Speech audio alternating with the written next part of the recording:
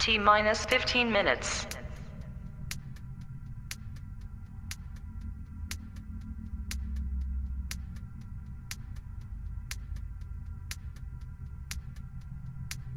T minus 15.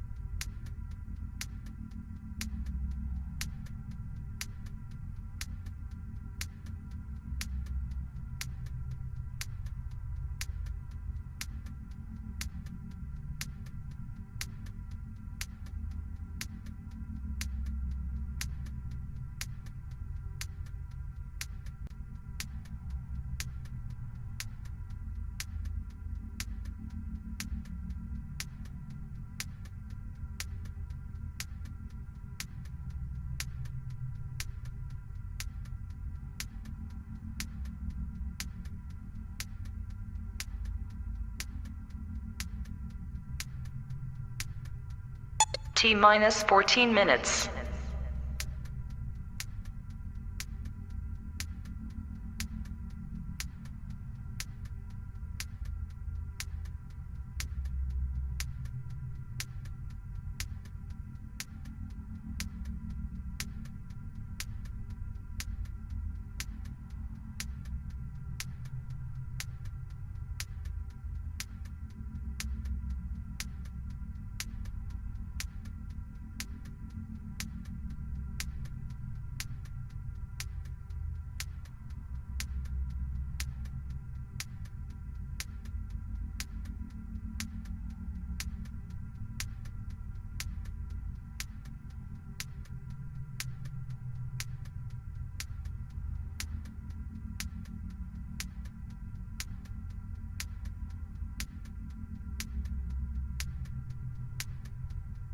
T minus 13 minutes.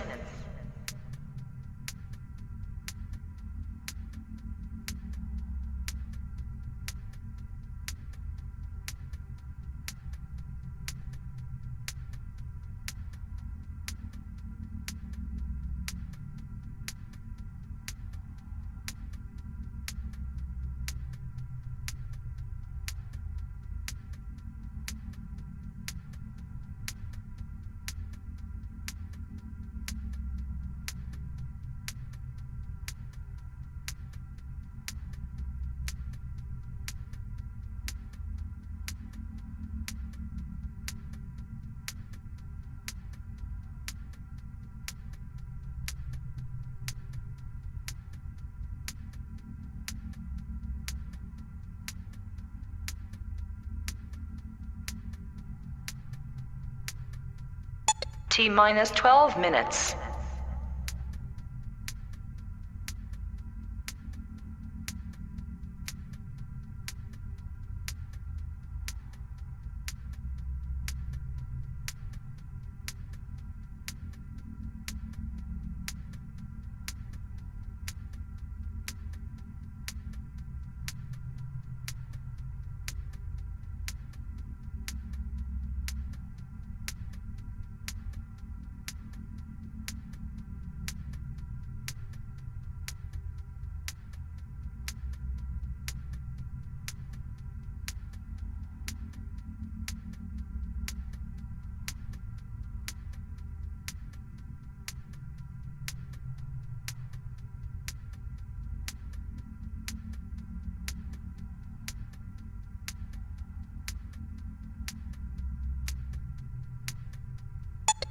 T minus 11 minutes.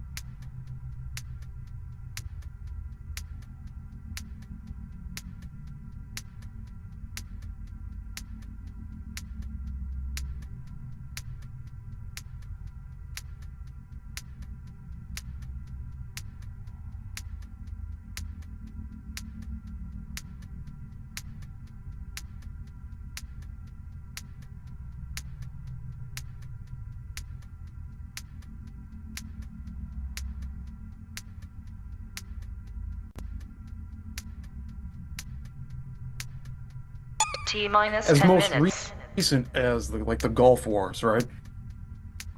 Yeah, there is Persian Gulf.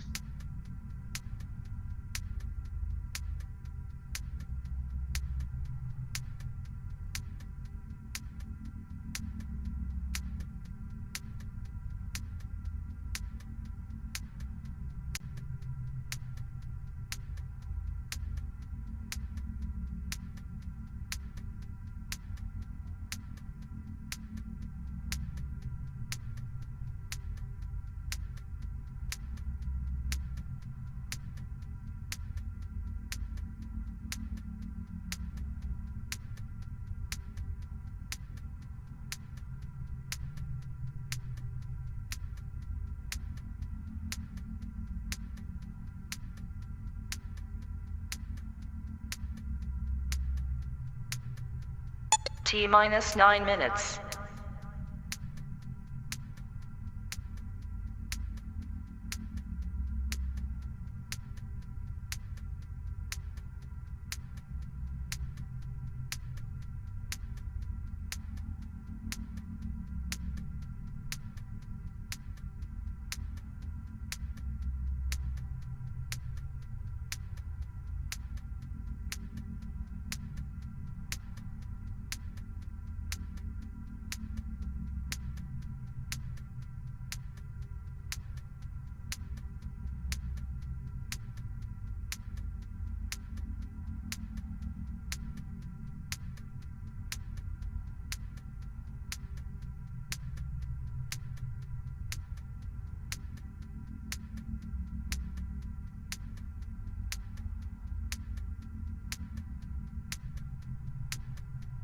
T minus 8 minutes.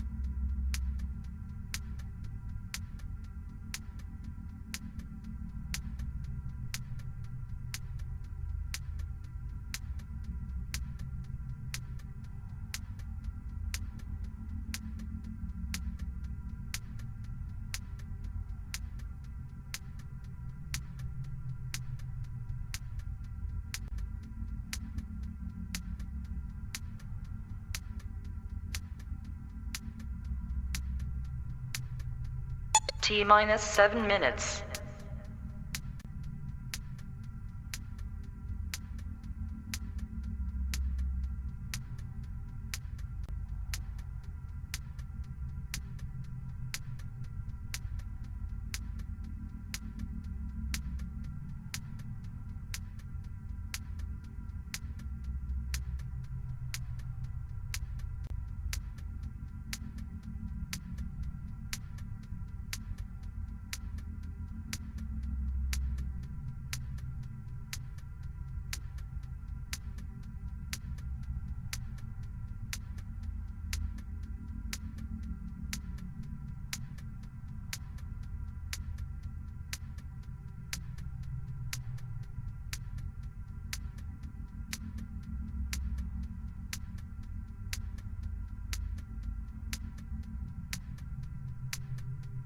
T minus 6 minutes.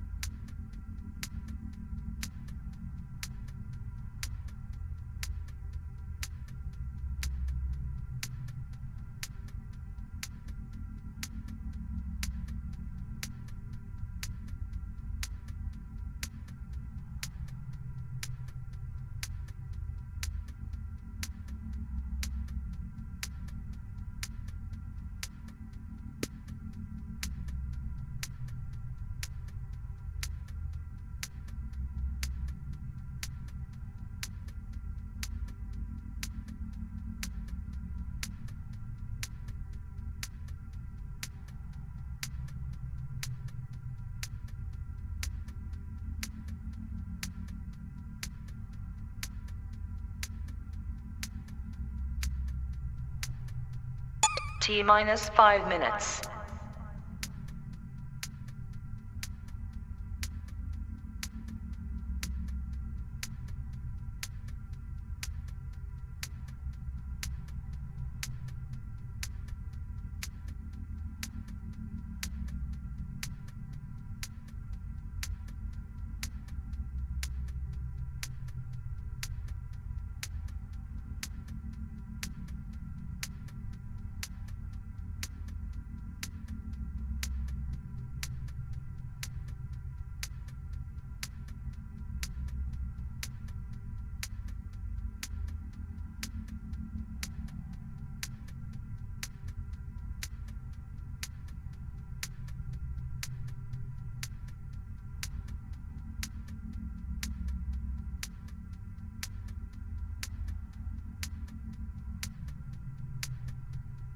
T minus 4 minutes.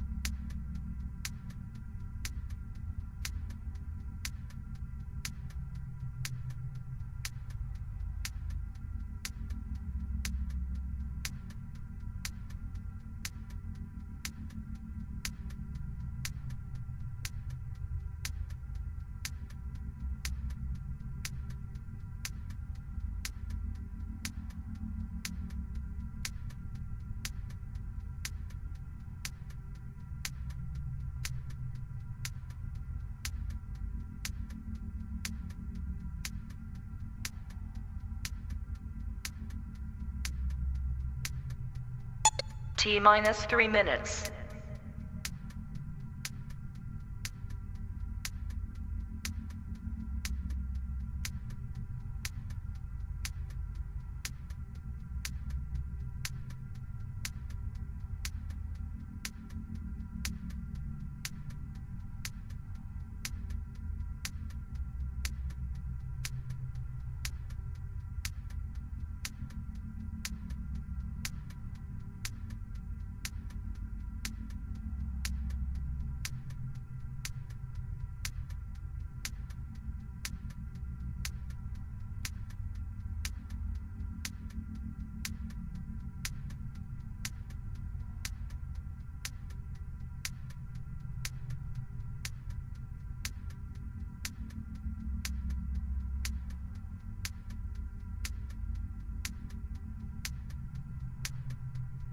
T minus 2 minutes.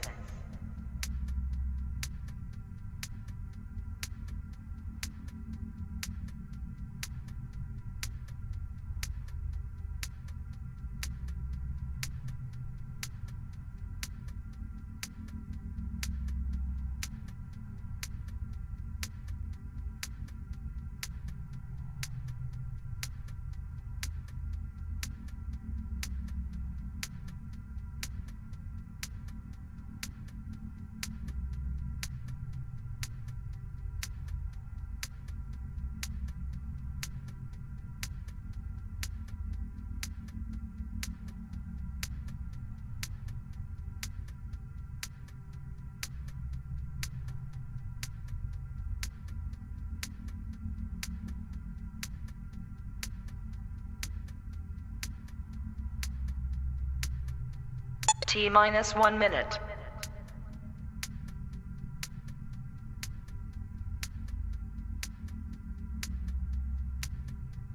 T minus 50 seconds.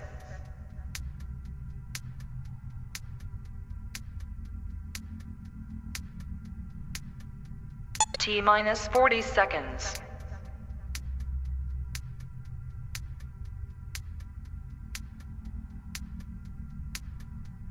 T minus 30 seconds.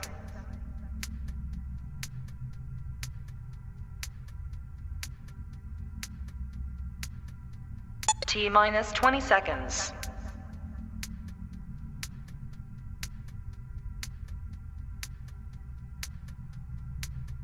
Ten, 9, 8, 7, 6, 5, 4, 3, 2, 1, 0. Oh yeah! Give me a hell yeah! What? Wow, man, freaked out!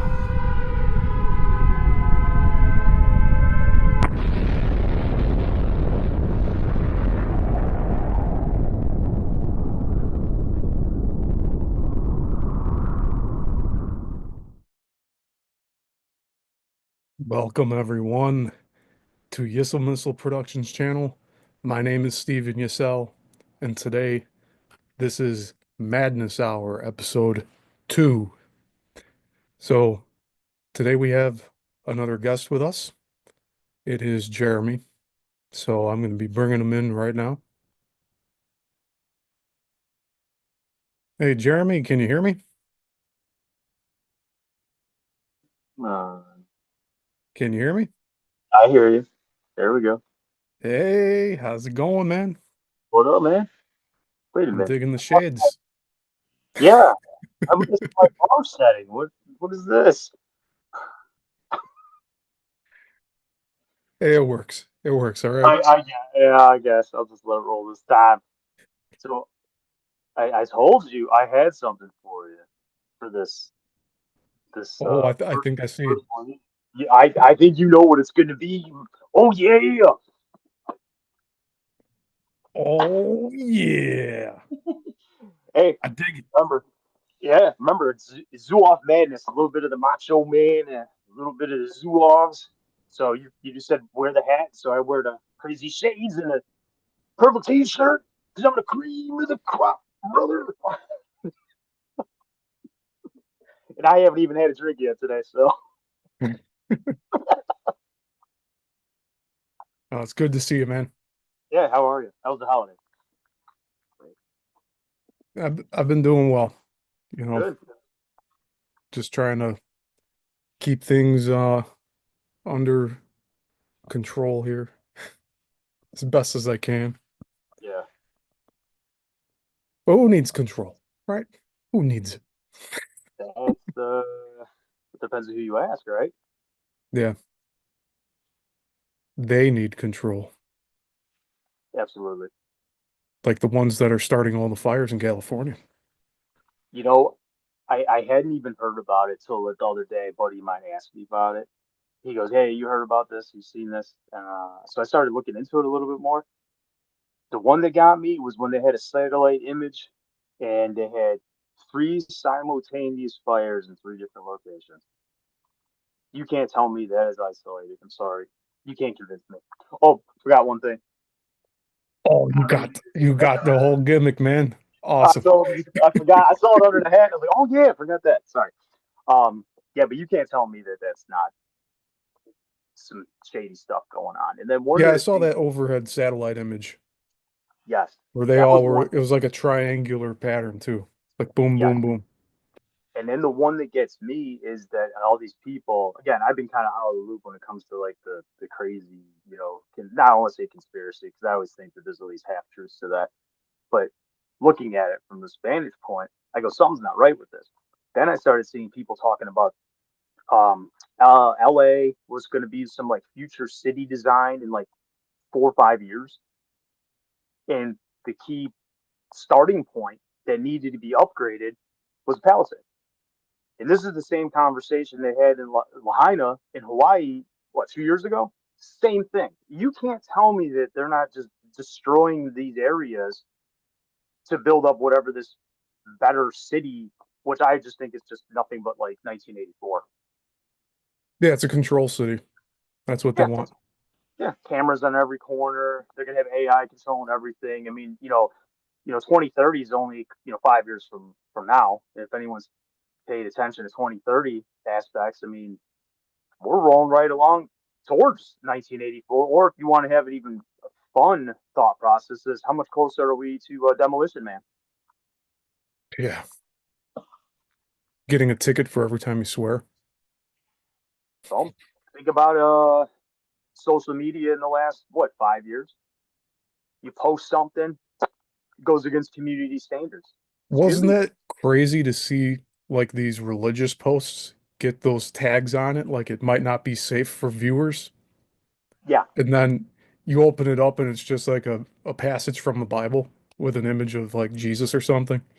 Yeah, they I don't know, it's not shadow, but they put like a, you can't see the picture, and then they Yeah, give you like like a click here to warning. reveal it type Yeah. of BS. And Yeah. so you're sitting there and you're like, what am I going to see? Somebody, decapitated or something. And then the next thing you know, it's just like a painting of Jesus and with a quote that he had said or, quoting the Bible. And it's like, so this is like some community standard. This is wrong. I mean, I don't see anything that's a problem. Yeah, Facebook is all sorts of effed up. See, even on YouTube, I need to be careful with what I say on here. Yeah. And it just sucks. And I can't use music like I use, when I started doing video work, like I want to say over 20 years ago now. Like Hmm. I was using songs that I enjoyed and I'd put Yeah. them onto whatever projects I was working on. Now it's like you can't monetize anything. Even if you Mhm. tag, like there's one video I have up that is like sharing monetization with a royalty-free tune. So what am I supposed to do? Right. Either I I pay mean, $40 a month to have a service that will give me unlicensed music mhm. and clearance for the channel, and up Yeah. to 5 channels for the 40 a month.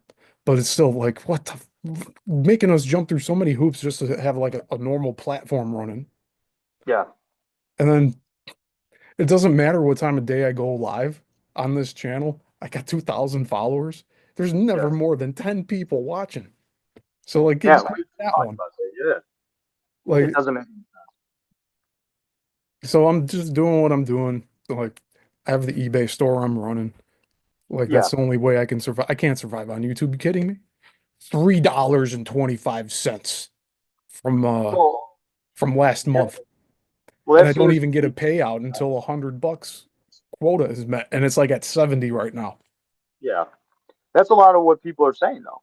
They're not being able to make anything off YouTube. I mean, I watched Mark Dyson stuff, and he's over here talking about how he's like stuck at the same like level of subscribers for like 6 years, and it's, I don't buy it. Yeah, if I wasn't like jumping around doing different content, I started doing well, I think I said this last time. I was doing the board meeting videos, and that got the channel a lot of traction. But like the Hmm. previous, I don't know how many years, let's say like 14 years since like I opened it in '06, and then I didn't have it from like '07 to 2011, 2012. I Hmm. basically didn't have this channel access. Like I didn't have access all through college. So it really fucking sucked. And I couldn't do anything. I was trying to like get the validations going through. Like didn't remember the secret question because I made it so obscure because I thought like I was being funny and or some shit.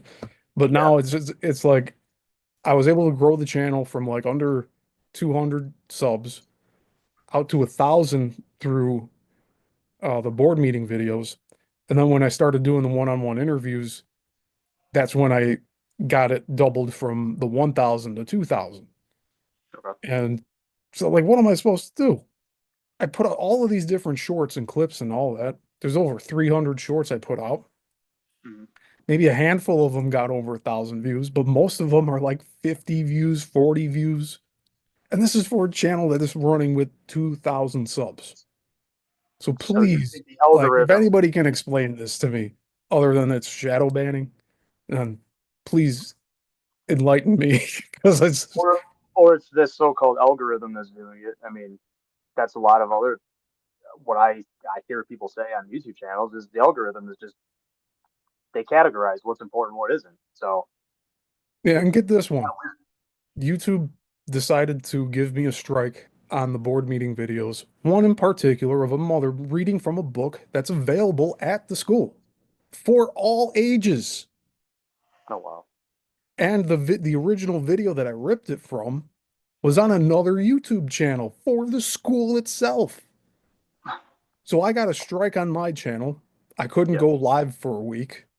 And then the original video is still up, but my cut short clip of just the one public comment gave me a strike on my channel because it Wow, wasn't safe for children.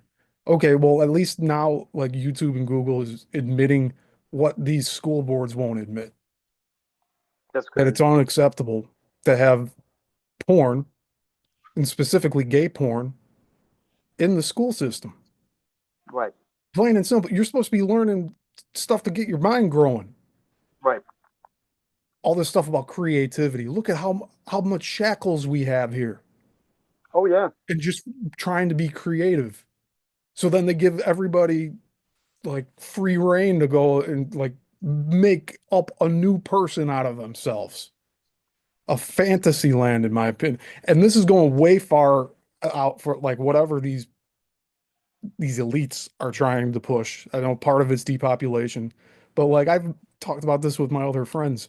Like there's like the extreme end that we all see in the media, and then there's the people that just want to be left alone yeah. and live their life like they want to without bothering anybody. Well, that's the way And it should be. yeah, I mean, it was like that for a long time.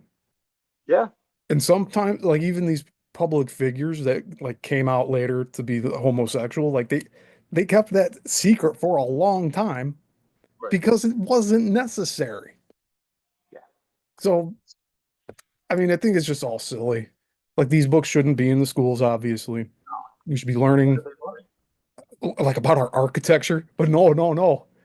If we look too much into it, we all of a sudden see that every 4 years there's a world fair and all the buildings have to be destroyed after those years. Like something fishy's going on if you look too far into it. And I will be doing deep dives on the World's Fairs Nice. because last year when I went to Nashville and I looked at the Parthenon, 1-to-1 scale replica, that was supposed to be a temporary building. And they kept it and made it a historical landmark. And then they finished it like not even 10, 15 years ago.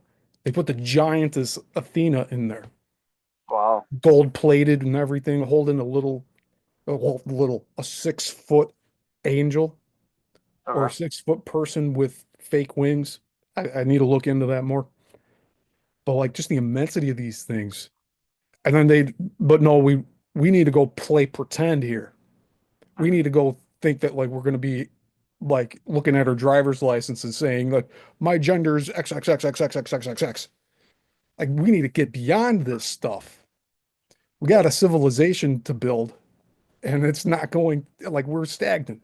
There was something I actually saw the other day where you could look at these different clothing styles from decade to decade, and you can kind of guess the decade. Yeah. But right after 2000, like 2001, it's like everything just stagnated. You know, it's funny you bring that up because a couple weeks ago I had that same conversation with my wife.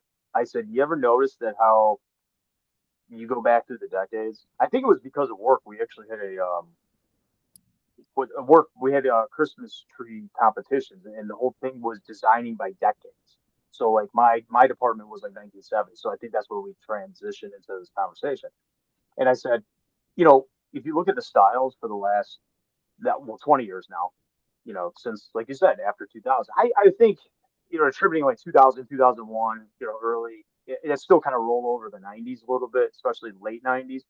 I'd say by the time you hit 2005, you're supposed to start to see some type of involvement, and there's nothing. I mean, I can walk outside today, go to a store, and it's like you can transport me 20 years ago. I couldn't tell the difference. I mean, we're not evolving. Our architecture has been the same for decades. It's just very plain, too much glass, ugly. Um, Clothing style, it's the same. I mean, I agree with you. As a civilization, there's nothing. We haven't done anything. The only thing we've done is create faster electronics, faster way to be connected per se, but we've lost the disconnect, and we're just stagnant. We're not doing anything. It No. actually, And we're hurting. even, sorry, I'll let you finish your thought. No, no. I was gonna say, I think we're hurting ourselves in the sense of like evolving past certain chapters of alive civilization. I mean, the '80s had a thing, the '90s had a thing. Okay, maybe early 2000s, but I'll be honest with you. I've said this for a long time. 2001. Ever since 9/11, I feel like the world has gone into some type of like alternate dimension, and we were just stuck. Like nothing to me is the same. I mean, there was a carefree aspect of our lives, but I feel like every single year since 9/11, it's just been one thing after another. More Yeah. school shootings, more terrorism, more fear, fear. Then you get to a point lately where it's like you can't express yourself. Hey, this is how I am. No, no, no, no, no, no. That goes against community standards, like we talked about earlier. Yeah, we're hurting people's feelings. Meanwhile, Right. everybody else can go and say cis this or or gender privilege that and just man hating left and right. Like what's going on with that? Well, And you again, it go. stagnates everything from creativity to advancement in technology to just our culture in general. Like they're trying to confuse us and tell us we don't have a culture. If you Well, look that's in it. some books, you'll find it. It's all there. And you brought up a great point. You talked about man hating. For how many years have we heard about the word toxic masculinity and guys this and guys that? I mean, so to get to the point now where you see the videos and they're ostracizing men. No matter what. If you, this is the way I look at it. You probably agree with me. If you're a man and you work out, okay, you eat clean, you work out, um, you're religious, you believe in your family, and you go to work and everything like that. That's they call that toxic. To me, I always brought up with the fact that that's just what a guy does. That you're a guy. You work on cars, you get dirty, you're doing yard work. Not to say that women can't. This isn't my point. So I don't want anyone to take what I'm saying away. The No, point, no, I think I understand. Like but there's a homogenization happening yes, where they don't want to say that the sexes are different, but that they right, are one and the same, and that and it actually plays into the whole Baal satanic god thing, yeah, where you can be everything, yeah. But but in reality you can't. what you're creating, it's almost like, and I've heard men say this, and this kind of goes into something I wanted to bring up since we're talking about it today. Um, it's like it feels like there's a war on men in a way. I mean, you're sitting here and it's like you can't do the things traditional men do. It's like villain up. Like, I'm sorry, if I'm working on my car in the garage, that's not being toxic. That means I'm just doing work on my car. If I drink beer with my buddies, that doesn't mean I'm toxic. I'm just enjoying my weekend. If I work out and I have muscles or whatever, and I'm not talking like Ultimate Warrior style muscle. I'm just talking about like your everyday kind of guy, right? You Hmm. can't say that's bad. Why is that bad? And the problem is you got all these boys growing up now who all they're hearing is this negative stuff. Oh no, you can't wear that. You can't do that. You can't eat that. Don't eat red meat. Yet in the Don't. 90s we were going, suck it. Oh, Oh hell yeah. And we that were was yeah. watching all this pro wrestling. It's like that saved us from whatever they're trying to do to the children now. Like Well, imagine not have like I feel like well at least this generation has WWE and AEW and TNA, yes. but like there was something definitely missing or like there's a lot more restrictions to even like view that type of stuff now. You were able to just turn on a TV and it was on a regular channel. Yeah. Now That means everything's like you didn't have to buy these cable packages and be like, no. okay, we're spending 400 a month on TV. Here you go, watch the wrestling. It was like you get the basic like subscription or whatever it was, and you could watch this stuff every week. It was just every pay-per-view every month. You'd have to either miss out or read the dirt sheets to see Yeah. what happened in the newspaper, and then you watch the next show then that Monday night. Which made it great. And as a guy growing up in that time, I mean, when you brought up DX, I mean, I'm in high school. I can I can tell you for a fact that my high school and countless high schools, I'm not just gonna say mine.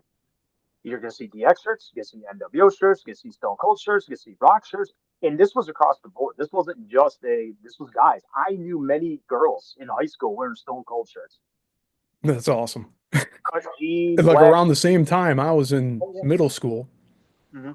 and it was the same thing Yeah. over there, where like every Halloween, in like fifth grade, I dressed up as The Rock.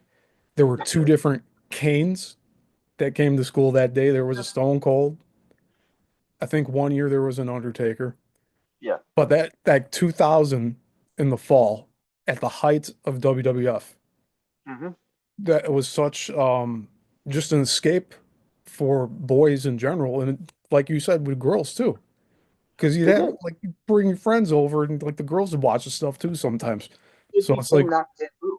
It like I remember like people being younger, like elementary school, middle school, like professional wrestling was more cartoonish. So if you were still watching it, kind of at that point, it was kind of like it got, not to say weird. I knew a lot of guys who watch wrestling. Don't get me wrong, but it was like okay, the girls would kind of look at you, and especially at that point, you're starting to get a little interested in the other, the other side, and you're I don't know if I should let them know I watch wrestling. It's kind of cartoonish, but I guarantee you, within 3 years, those same girls that you were like, I don't know if they're watching, they're the ones showing up at school with a Stone Cold shirt on, you up, and you know, and it was fun. I mean, it really felt like people were brought together. I mean, you didn't feel so like it didn't feel like you were outsider.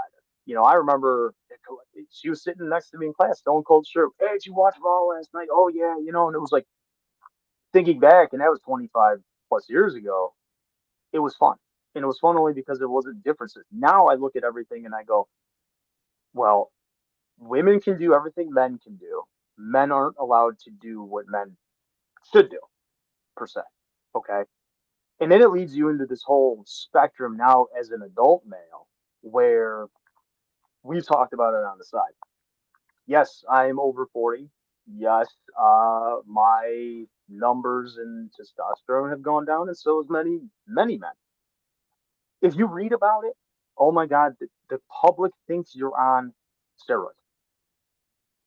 well, Taking look testosterone at some of the replacement. stuff they were putting stuff in the water to Yep. I really don't like mentioning this guy, but Alex Jones was talking about making the water making the frogs gay, and it turned out to be true. And it was a meme for many years, and then it was finally proven true. Yep. And then all the extra ingredients in the foods, Yep. that's also messing with our hormones on both spectrums, both genders. Yes. Everyone's being messed up. Is spiking ones that shouldn't be spiked, it's lowering ones that shouldn't. And Well, then here we have we time, are, right? and we're wondering why everyone's so angry and upset about things, or Well, let me short tell you. tempers. Let me tell you, you're 100% right. And I know we got time, and it's kind of something that I'll talk about, which I don't shy away from. Because look, if you're over 30, even 35, guys, this goes for guys.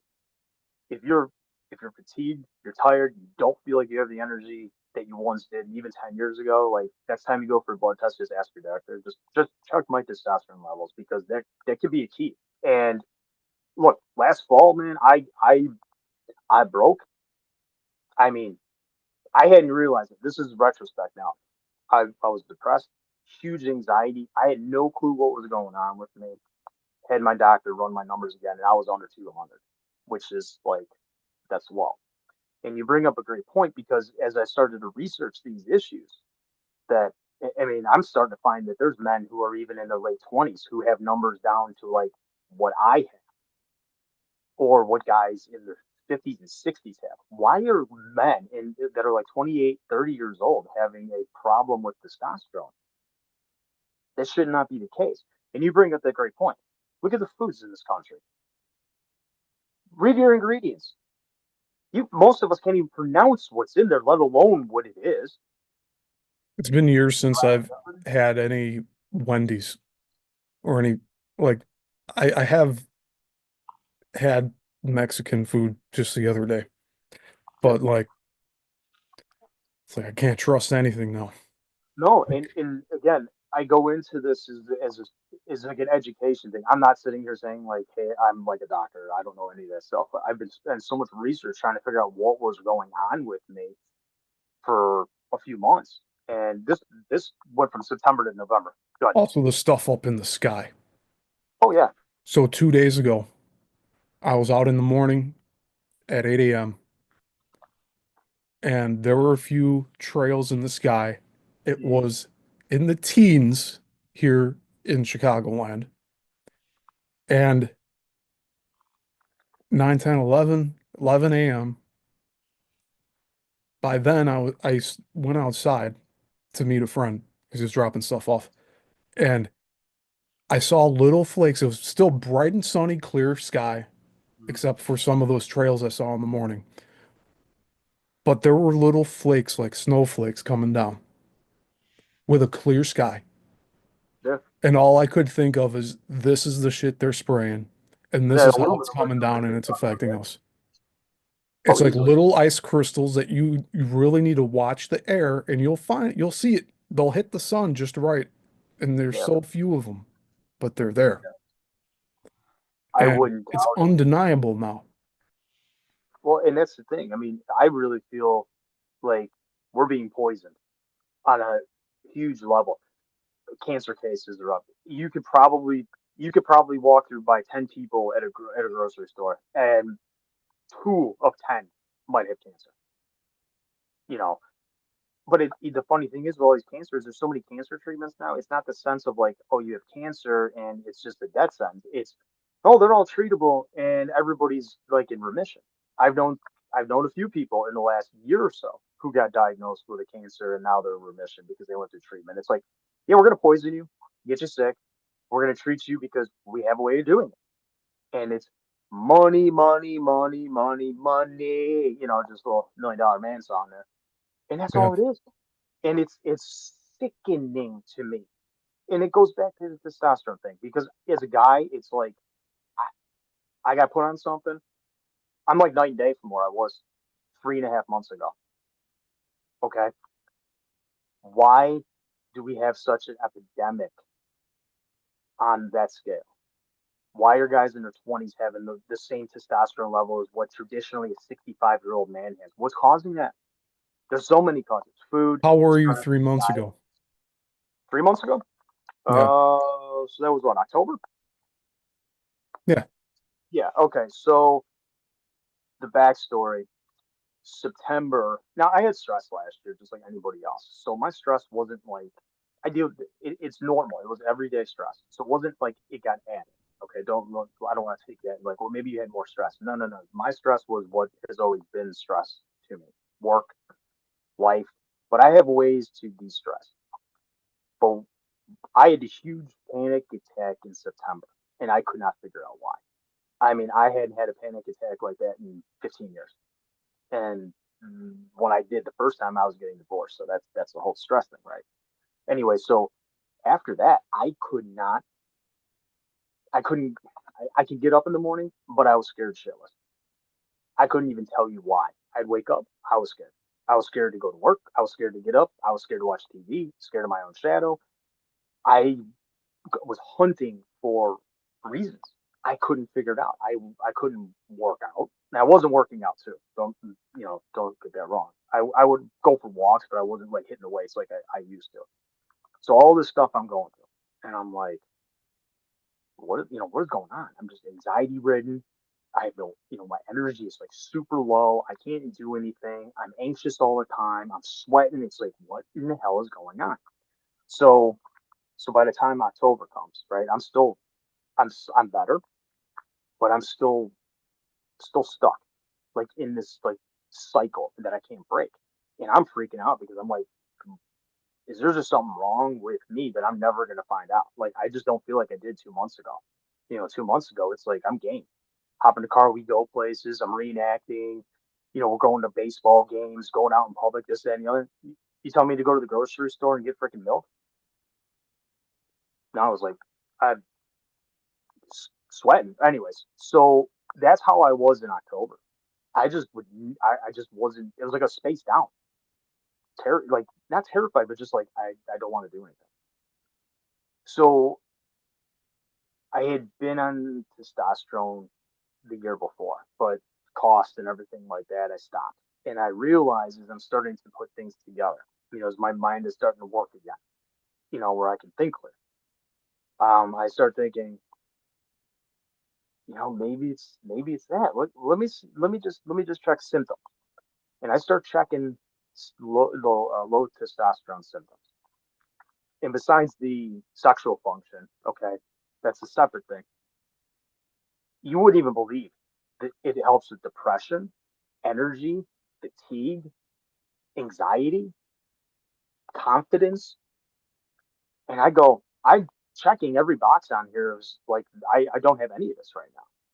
So I was due for labs, just regular, and it was already in there. So I went, had the labs done, and my results come back. I was 160 on testosterone.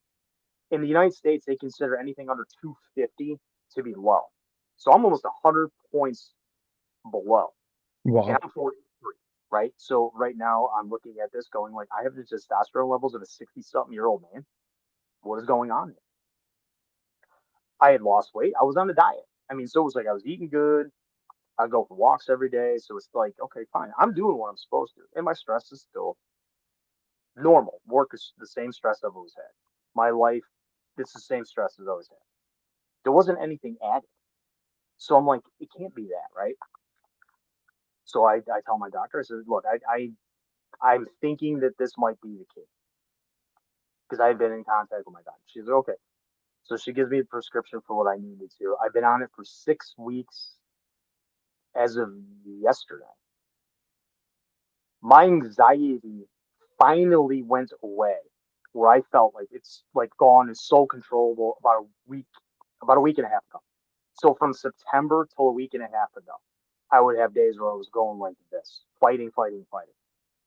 And the more I was researching with low testosterone, there was guys who were like, I was depressed, I was anxious, I lost my confidence, I couldn't work out, I couldn't do this, I couldn't do that. And everything I was reading was when you hit about the 6 to 8 week mark, the benefits kick in. And they said I'm night and day from where I was before, this, that, and the other. And I can tell you that now after 6 weeks, I feel almost to where I was in August. And So was there like a crash that happened in a like a month time frame where you just went from being extremely confident to then like you're wondering like why am I waking up? What am I doing here? Type of thing. okay, so the crash happened in September, about second week of September, and I was at work when that happened. I mean, as silly as it is, like thinking back, and look, I have an office job, so poor posture and tense shoulder muscles and neck and everything like that plays a factor. And really, what happened was I'm standing at my desk, I got nothing going on. I reach down, I pick up my water bottle, I go to take a drink, my left hand, and all of a sudden I get this pain, tension, lock pain right here. First thing that goes through my head is I'm having a heart attack. Why? I just, I had a physical like 3.5 months ago. You know, that's no, but my mind is telling me, heart's racing, I'm sweating all of a sudden, and I'm like, what in the hell is going on? I mean, this is like this, Steve. Snap. Call my wife, and I'm like, I don't know what the hell's going on. And she goes, you're not having a heart attack. She goes, you're talking and you're breathing, and you just walk down the hallway to just collect your thoughts. She goes, it's panic. Okay, yeah, you're right. I've had it before, years ago. Okay, fine. And so now you're playing into what is going on. And now there was a family, there's a family issue and things like that. Else I'm not going to talk about, but I figured okay that maybe that triggered it, right? But that issue has always been there. That's been there for a few years. So again, that doesn't make a lot of sense. Well, leading up to that, in hindsight, thinking back, trying to figure out like what caused this is that I could feel my anxiety coming through, it's popping through at certain times throughout the summer. But it was always like, okay, maybe it was an anxious moment, or I would think about something. I mean, look, we had a good friend of ours pass away last year, and that had an effect, on me. I remember going to his memorial service, and I had a panic. I was I anxiety. didn't go. I remember. Like I just couldn't do it. I know.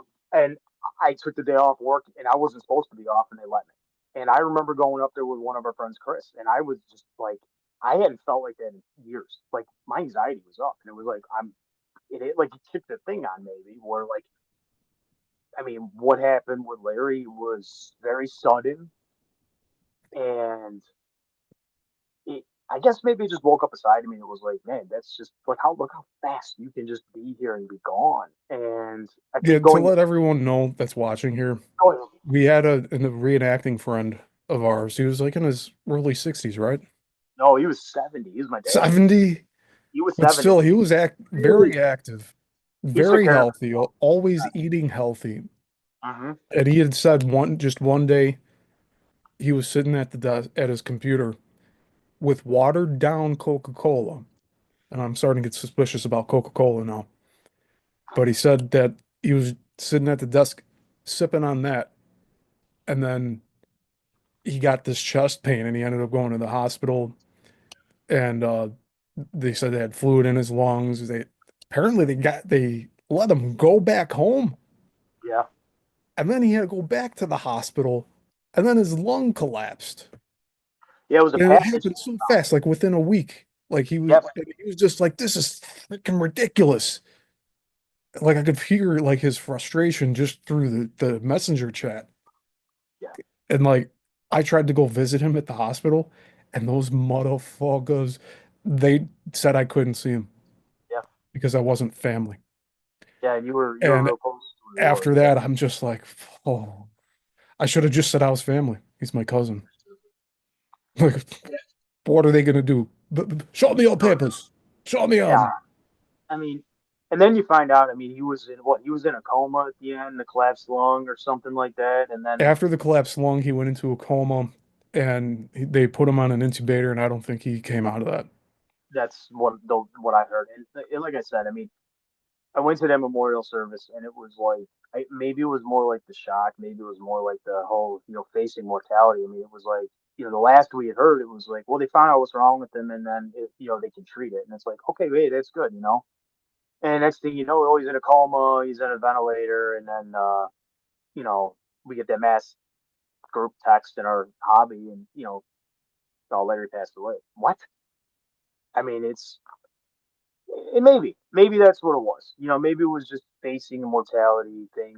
I'm 43, and it's like these things pop in your head. You start assessing life a little bit differently. When you start reaching middle age. I mean, Larry, and I guess maybe the factor is that Larry and my father are the same age, so it's kind of like I started thinking about my dad a lot more. It's like, my dad's the same age. It's like, oh my god, and maybe those things deep down was an anxiety, and it was breaking through to me, but I can sense that between the work stress and Larry, like, okay, maybe that was just what was popping through to me, but it wasn't anything that isn't abnormal.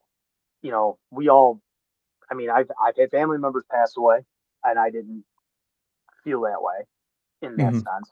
I didn't go to work and feel super anxious or Yeah, something was different about Larry. Like yeah, he was taken too soon. It was very sudden, it a was. bit suspicious in a way too. Totally was. I was talking to one of my coworkers just prior to Christmas, and it was right after our car got stolen. And I started talking about Larry, and I said, it's just the way this year has been. I can't wait for the calendar to change. I mean, I just need a fresh break. And I started talking about Larry, and I told my coworker, I said, this is the kind of guy who I would need right now for all the stuff I'm going through. It's not to say like I don't have support, like, Yeah, he was uh, someone that both of us talked to yeah, about nearly everything. He was such an open book about talking about real stuff. yeah. And I mean, he was a good ear for listening. So it was quite a loss for both of us that it he was, just all of a sudden is gone. Here I'm thinking he's going to be around for another 20, 30 years yeah, just based on his energy levels, like the way he was taking care of his body, the way he was appreciating everything in his life. Like he'd go out to his garden yeah, and be like, "These are my mother's flowers. They bloom every year at this time." And it wasn't like monotone like that, but he'd be making Facebook posts about it. He'd be always thinking of our ancestors. He'd post stuff about the Civil War all the time because he was active in the reenactments with us. And he was one of those guys where like I saw that he was struggling with learning like the formations and stuff and how to hold the musket and all that. Yeah. And I took him aside and I helped him out with all that. And we It was a bonded game. over that about just like just a nice teaching moment led to this really in-depth friendship that like feels like it got ripped away from both of us and just very callous. Like I God mean, was just like, fuck you. We're taking Larry now. yeah, and, and it's kind of what I was talking to this, guy at work about. I said, with everything going on, I mean, it's kind of like that missing puzzle piece. I mean, it's not to say hey, you don't have people you can't talk to, but it's just something about Larry that was so different. Like he would listen to your concern. He wouldn't have an opinion on it until he really understood where you're coming from. Like it was weird. Like if I tell you something, Steve, and you'd be like, okay, well, I have an opinion about that, or you would tell me something, I have an opinion about it. Larry would just like you could talk to him, he wouldn't have an opinion. It was like he like searched your soul in a way and found that source at its core. And then he would talk to you, whether it was like philosophical, whether it was like, having faith, God, whatever. He would just be so in tune to it. And the way he would talk to you is he would always talk to you with an open mind, an open heart. And it would like, he was genuine. And I said, there's not many people I've ever come to, know in this world like Larry. I probably haven't. In 40, almost 44 years of being on this planet, I can't tell you that I've ever met anybody as genuine as Larry was. I mean, if I ever heard anybody in the future say anything bad about Larry, I would assume that they're lying because I could never see anything Don't give him that atomic elbow. right off the top. Ooh. Yeah, I mean, but yeah, he was definitely I don't like hearing people make fun of people like Larry either. And there was some of that going on. So if that does happen, like I'm going to correct these people if I yeah. hear them talking bad like that, if he gets brought up again at any of these events. Because like like you said, he did not like interject his opinions about anything. Like, oh, well, really, you should be doing this or that. He was never like that. No, He was just and like, look, oh, wow. Like, tell me more. Like, what's going on? remember when we first met him at Cyprus, our Hmm. group, and I mean he came in and we didn't know who he was. And you find out and you're having conversations like he was a Democrat. He was very involved in the political, area and this, that, and the other. But the thing was respectful, and he's old school respectful. Like with difference of opinion, maybe we're on different sides politically and everything like that. But he, like you said, he would listen to you. He said, tell me more about that. I want to hear your side. Maybe, and there was things he'd be like, wow, never thought of it that way. And then as time went on, you see the change in him about things that his perceptions changed. He would He go didn't to like door to door every election year for the Democrats in Waukegan, have. Illinois. And over the years, they started treating, I think especially with uh, Trump in 2016, 2015, 16, they started treating him differently. Like, not as much respect for him, like going out and doing all that work. Like, not as many thank yous. Like, he was noticing this stuff happen. Yeah. And that's what caused him to flip. He got compassion from from the Republicans, of all things. Yeah. And Yeah. then that also helped him change his political views where he saw what these people were doing to the schools and all the rest of all these like extra freaking laws all over the country. Like Yeah. he saw what was going on and he didn't like it. And he waited until like literally almost the last minute to like withdraw from all of the previous commitments he was doing and Yeah, he did. like realign his political beliefs with um I guess the people that actually cared about him. Because You know it what really was sounded like he was being used in the machine to serve that greater purpose of keep everything Democrat controlled. well? Did you And in notice that? Illinois, that's all it is. It's Well, I one was gonna big say Democrat machine. he used to get so much pushback that when he did change his beliefs on that, and even remember he would get a lot of grief for being a reenactor also Yeah. from his I circle. think that was something else that got them to like start picking on him. It was like, Oh why are yeah, you doing that? Why are you doing that? Because a lot of them don't want to remember the past.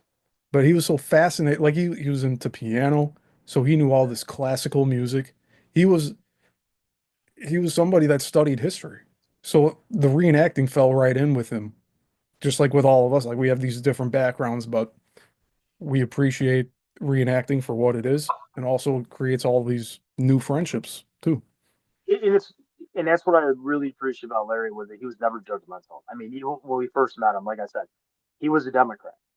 He knew a lot of us were Republicans, but there was no battering. I mean, it's not like they make it out to be in the media where it's like, well, if your uncle is a It Republican, was what are you guys do amicable. at Thanksgiving? You should you go to Thanksgiving because Uncle John is going to be there talking about Trump? It's like, no, that was never. And you know what? We kept politics aside. We rarely ever talked politics in our outings.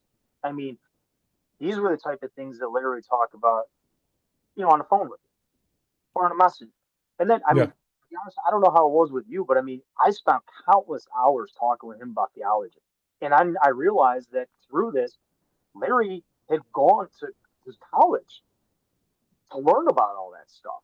So he really had a huge religious background, and he would tell me things. I mean, I will forever be grateful, honestly, when my mother-in-law passed away.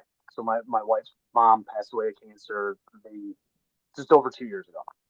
And when she passed away, Larry was so faith driven. He asked how my wife was, he asked how I was doing, he asked how my daughter's doing.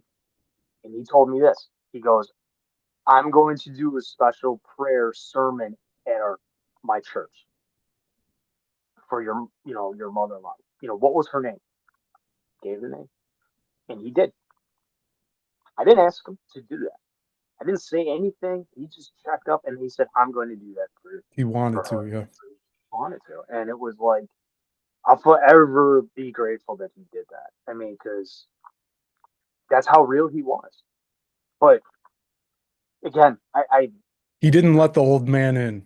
So this was something I no, heard Diamond Dallas Page say. He never let the I old man in. I just you know who else just said that? I was listening to Joe Rogan yesterday while I was working. He had Mel Gibson on, and Mel Gibson said the same thing. Don't let the old man in. So I was wondering Wow. where you were going to go, but yeah, it's crazy. They're about the same age though. Like what makes me think of that saying too is when we were in Galena, Grant's hometown, he took time to talk to me and my dad, and he was looking because we were on like the riverfront there, and like Mhm. all these buildings go up a hill, like Yeah, both sides. So like the river's like really low in down. the area. And so he's just looking around and pointing at all and explaining, like, this is where Grant's home was at first, and then it's over here. And on the other side is his other home. And then over there is where this happened. And he was just so like fascinated with all of it as he was talking to us, like he just learned it an hour ago. Yeah, But he like was so fascinated about all of these things that when you heard him talk about it, yeah, it was he didn't let the old man in. Like, oh, no, yeah, no. whatever. When He I never remember was like that. when I found out how old he was, I about fell over. I remember just having a conversation with him, and he told me like the year he graduated high school. And I did the numbers, and I go like, "Wait, the same year my dad graduated." And I realized that Larry's in his late 60s. When I met him, and I go, I'm telling you, if anybody could have seen Larry, you would have thought Larry was in his late 50s. He looked at least what 15 years younger than he actually was on paper, because, like you said, he didn't let the old man. He didn't. I told him that I thought he was in his like late 40s, early 50s. He's like, I'll take that. I But thought that's he like was in how he his was like 50s. Yeah. his character, like his spirit was just young. Young. Yeah. And it Didn't let the world weigh him down. no, and And I and think that's we're one going to be thing. continuing to learn a lot about how he lived his life as we carry on ours. Like, It's one thing I'll take with him. The the one thing I would do is don't let the old man in.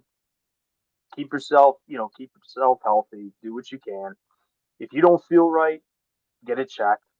You know, and it's why I did, and I'm feeling better. And don't take life so serious. I mean, there's going to be serious moments out there. I mean, we're all going to face a serious moment again. You know, trials and tribulations. You know who else somebody that's watching right now? Mhm. Brenda. Definitely, Uh, she keeps her spirits high even with everything that's going on in her life. And so I admire that. you have And to. yeah, we do have a few watchers here today. So we got Julianne, Denise, Brenda, Robin was in here earlier. And these are all people that I've met through streaming with Brenda and her channel. So I really Dude, appreciate she invited them all over here to watch us today. that's But awesome. yeah, so it's like they're getting a little crash course on our side of things, what's been going on here. But Yeah. yeah, with Brenda, like even like there was something that happened with one of her dogs the other day. But like she's carrying on like doing all of this streaming, like she's not canceling shows, she's not shutting Yeah. herself out, like moving she's moving things along. And I really respect that. It's an escape though too. It takes your mind off of it. It keeps that part of you going, and that's the one thing. Like, man, I wish I would have done that 3 months ago. Just push through those times, and yeah, I don't know. It's things I'm learning.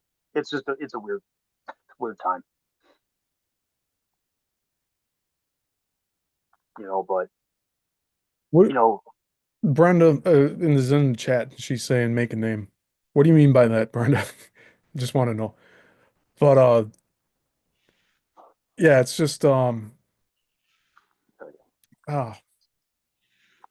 yeah, I Larry try to was a good man. And yeah. he's like we're gonna be continuing to like learn from how he lived his life. I really like that. I miss him every day Oh yeah. because for you and me both, he was somebody that we could go to discuss personal life situations and all that. I mean, what the stuff I went through in those 3 months. I mean, I could have used his input, and honestly, it was my sister who said something, but it was like a default and something that Larry talked about. I just started putting a lot more faith in you know my religious side. It started to really get back to that. I got back to that when Larry was still here. That's what really started to draw me back. But um, even I started to kind of go to that, like I have to have faith. I'm going to get out of this. That I'm going to get my mind back, or I'm going to get my self back to where I was. And I just had to wake up every day and say that, and you know do my morning prayers. And it helped. I mean, it was just days. I'm like, I'm being challenged right now. God's challenging me for some reason. I don't know what it is. It will find out later, but just be patient. You're learning something right now, whether it's about you or something else. And I know that's what Larry would tell me too. Yeah. You're being challenged. God's challenging you for a reason, so have faith that this is going to see itself through. So maybe it was something I had to do. I don't know. Still waiting to find out what it's going to be. Like I said, I've only really started to get back to normal, what I consider normal, like a week and a half ago. Been about a So little over a month for me because back in the summer I had pulled my back yeah, uh trying to pull a yucca plant out of the garden and the pain didn't go away. The lower back pain went away, but then my foot started falling asleep just sitting in the chair here.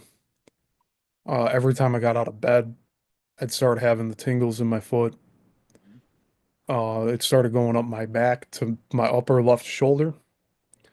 And I was thinking maybe it's something overall, something with my back. And I eventually went to a chiropractor last month and it alleviated like 90% of all of that was going on. jeez. And so, I mean, give it a shot if you can. The one I went to used one of these like heat lasers on my lower Okay. back. So like it relaxed all of the muscles in my lower back as well as that trouble spot up on the left shoulder. Yeah. And yeah, like I said, like 90% of it went away. There's still a little bit of it here and there that feels like I need to go for an extra adjustment, Hmm. but I'm gonna wait on that for a little bit because I'm like still doing my stretching. I'm still eating the right way. Yeah. I was not eating right like this time last year, Mhm. but I was starting to. And like by the summertime, it was like once I hurt my back, I started eating like doing like intermittent fasting, Yeah. and I got down to below 180 finally for the first time in like 20 years. So it was really really different. And you have to think about like if like both of us were going through weight loss, that also affects the mind and the brain a bit. Yeah, it does. Yeah. I was. I had my physical in May last year. When I was there, I was 189, and so I'd only been on my diet plan for like a month. So my wife and I, we actually did the Weight Watchers. We were checking points, and it was like started to eat a lot more clean. By the time I went back in October, I was down to like 177, 178. I had been that low in like 10 years or more. So, I mean, I learned a lot. I mean, it was like, and I should have known better. I used to be a wrestler. It was like diet, diet, diet. So you can hop on a treadmill all you want, but if you're gonna go stuff your face with French fries, burgers, and pizza, and drink all this beer, that ain't gonna help you.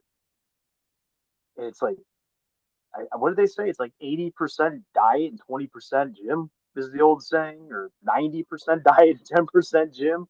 Yeah, I wholeheartedly believe that. And then once you start eating better, your brain feels better. You're getting what you need, and I that ate helps. so much food thinking I was getting the extra calories like 4 years ago when I was doing the heavy weightlifting when I got up Yeah, to like 430 deadlift. yeah, I remember Like I that. was just eating everything and anything. Like I was eating a lot of like I was frying a lot of eggs. I was making big breakfasts, but like all of the numbers were off. I was having like maybe 60% fats, 30% protein, and Yeah, like the carbs are probably off the charts too. it's a huge science. It's insane. Like you really have to be dialed in to be able to make it work, especially whatever your goals are too. So I would have done the same as you. I've been like, it's calories. I'm not going to worry about what I'm eating. Calorie, calorie, calorie, and then it was the same way like building muscle. It's like they I'm say, 5'9". I had gotten up to 285 pounds, and it was a struggle to walk up and down stairs, and I'd get uh, short of breath, and just everything I did was a chore, even going to the gym. And then even that I was doing the strength training, so like short reps, heavy weight. I'd be there for a half hour to an hour, maybe get 4 sets in, wow, but I was lifting the heavy weight. yeah, And then after that, I'd go home, I'd rest, I'd eat like a fucking pig. yeah, And like it just didn't work. Like I didn't have an off switch, kind of like with the drinking, which is why I'm 2 years sober now. nice. I I realized too that drinking too. I mean, the only time I drink now is if it's a social gathering. So if I'm at Christmas and they got have some wine or whatever, okay, sure, I go, but I don't drink at home. I don't drink after work. I don't do any of that. Like I cut all that out. And there was a lot of like the fast foods that was gone and everything. We took that out, and then you realize like you just start to feel better in your mind. That was the first thing. Like all of a sudden, you feel like you could do more. Like if you're gonna work out or walk or whatever, you don't feel fatigued. So you eat certain foods and you fall asleep on the couch. It's a huge Mhm. carb load. Like sometimes we order pizza. I'm not gonna say I'm not 100% clean, but it's like, okay, Saturday night I want to order pizza. Yeah, sure, okay. So yeah, what do you want to get? All right, we get double dough. Next thing I know, it's 9 o'clock and I fall asleep on the couch. I'm just out. Carb load. Um, but if I'm not eating like that, then okay, I ate. I had chicken. We had some greens. I had a salad. Okay, an hour later, it's like I can go downstairs and hit the weights. I'm not fatigued. I can do that. I feel like I had more energy. And that goes a long way. I mean, if your diet's off, you're just not going to be able to perform. And so, with the what my change, with going on the testosterone, and then I changed my diet, and I start exercising again. It's like, yeah, that's now you can feel the difference again. I feel like I did 10 years ago. Like I could go Yeah, and walk. I could apparently walk like now for my age, I've hit that point where it's gonna start going down. after 35 is what I always say. Yeah. Oh But I shit. mean, okay, what I say. I Six mean, days. after 30. 6 days ago was the cutoff. What? That's right. But he's 36 now, right? Yeah. Yeah. That's what for me, I mean, that was when I noticed Forever is 23 in my head. after after 35 is when I kind of started to notice like a slowdown. Like not as fast, not as, bounce back or anything like that. But okay. But the problem is everything's in an increment. You don't realize it till like, 5 years later you hit 40 and you're like, man, I don't feel like I did 5 years ago. It's like, yeah, but you weren't thinking about that 2 years ago. It's Oh, when I, you I know stop. for a fact my mind would be a lot slower now if I had continued drinking these past 2 years Yeah. because that was starting to just deteriorate my mind, I think. Yeah, And the you're same always thing with cannabis, which I've also cut out since yeah, man, I don't know, it's been months. That's all I know. yeah. So I haven't had any cannabis. I have CBD cream that I Hmm. use just for like skin hydration and all that, but Yeah. Very good I'm stuff. using that sparingly as well. Okay. See, my camera doesn't even want to focus in on me I was gonna say it kind of looked different on my end. anymore. I mean, but it's such a wide range of health aspects that one can take between diet. There's so many different diets you can do. There's so many workouts you can do. You know, I told myself going this year, I'm like, look, I like to eat clean, but I still get the protein. So I'm like, I'm gonna try the Mediterranean diet this year. More fish, more veggies and One everything. of our Just viewers in the comments, Denise, saying she can't do as much as she wants with exercise because of radiation damage. You know, Denise, you can do a lot of body weight stuff, like stretching your arms out. Do like there's this I brought up Diamond Dallas Page before. He has this yeah, DDP yoga where he's gotten people who were wheelchair bound to run again. And like this is like people who were like paralyzed in the military and just also I think recently he helped Butterbean get he did. out of a walker. Yeah, He was like hunched over. He like was just shuffling his feet, and now he's walking on his own. And you know who's working now, by Lex the way. Luger's another one that I he's was working just gonna on say, right now, and he's also wheelchair bound, where he just randomly woke up in a hotel one day, and he had like the shooting pain going down his back, and then like a short time later, he's told he's going to be in a wheelchair pretty much for the rest of his life. So like he has a way that like he does everything to move around, but his legs don't work like they did. And this guy was ripped. This guy nice. would put people in the torture rack like sideways on his shoulders. He was a bodybuilder essentially that went into wrestling. I mean, he had the physique of a bodybuilder. I Yeah, he mean, had he like was Mr. Olympia type body. yeah, Like it was just incredible. yeah. So it's Now like, look, and like I don't like feeling bad for him, but like he's in such good spirits, and now Dallas Page has like brought him in under his wing, and that's so yeah, inspiring that like I know something is going to change now. yeah. Like I think Lex Luger is going to be able to walk again because it looked like he did have some movement. And I want to see that through. It's funny you bring up DDT's yoga because I started a little bit over Christmas watching his stuff because I remember him doing that, and so I started to incorporate that because I have a lower back issue from when I worked and I was a auto technician for years, and I had a back injury, and it's really amped up now that I have a desk job and I sit a lot. So it's like, I mean, even sitting right now, I feel my legs are kind of like jello sitting here, but So I started incorporating him, and I'm watching the videos, and I saw Lex, and then I saw all these other guys that he's been able to help. It is DDP doesn't let you feel you can't do something. It's just like the way he handles these people, he motivates them in a way that they feel they can do it. And I think anybody can do it. Just watching what he's been able to do for lots of people. Yeah, Denise in the chat said she's doing chair yoga, but the radiation damage is on her lungs, so it's hard for her to breathe. Breathe. That's rough. I mean, Can't breathe, you can't do it. I mean, it makes it harder. Yeah. You know, I was watching it. One of the things about medical in this country that's absolute crap. Was saying earlier, I was listening to Joe Rogan. He had Mel Gibson on.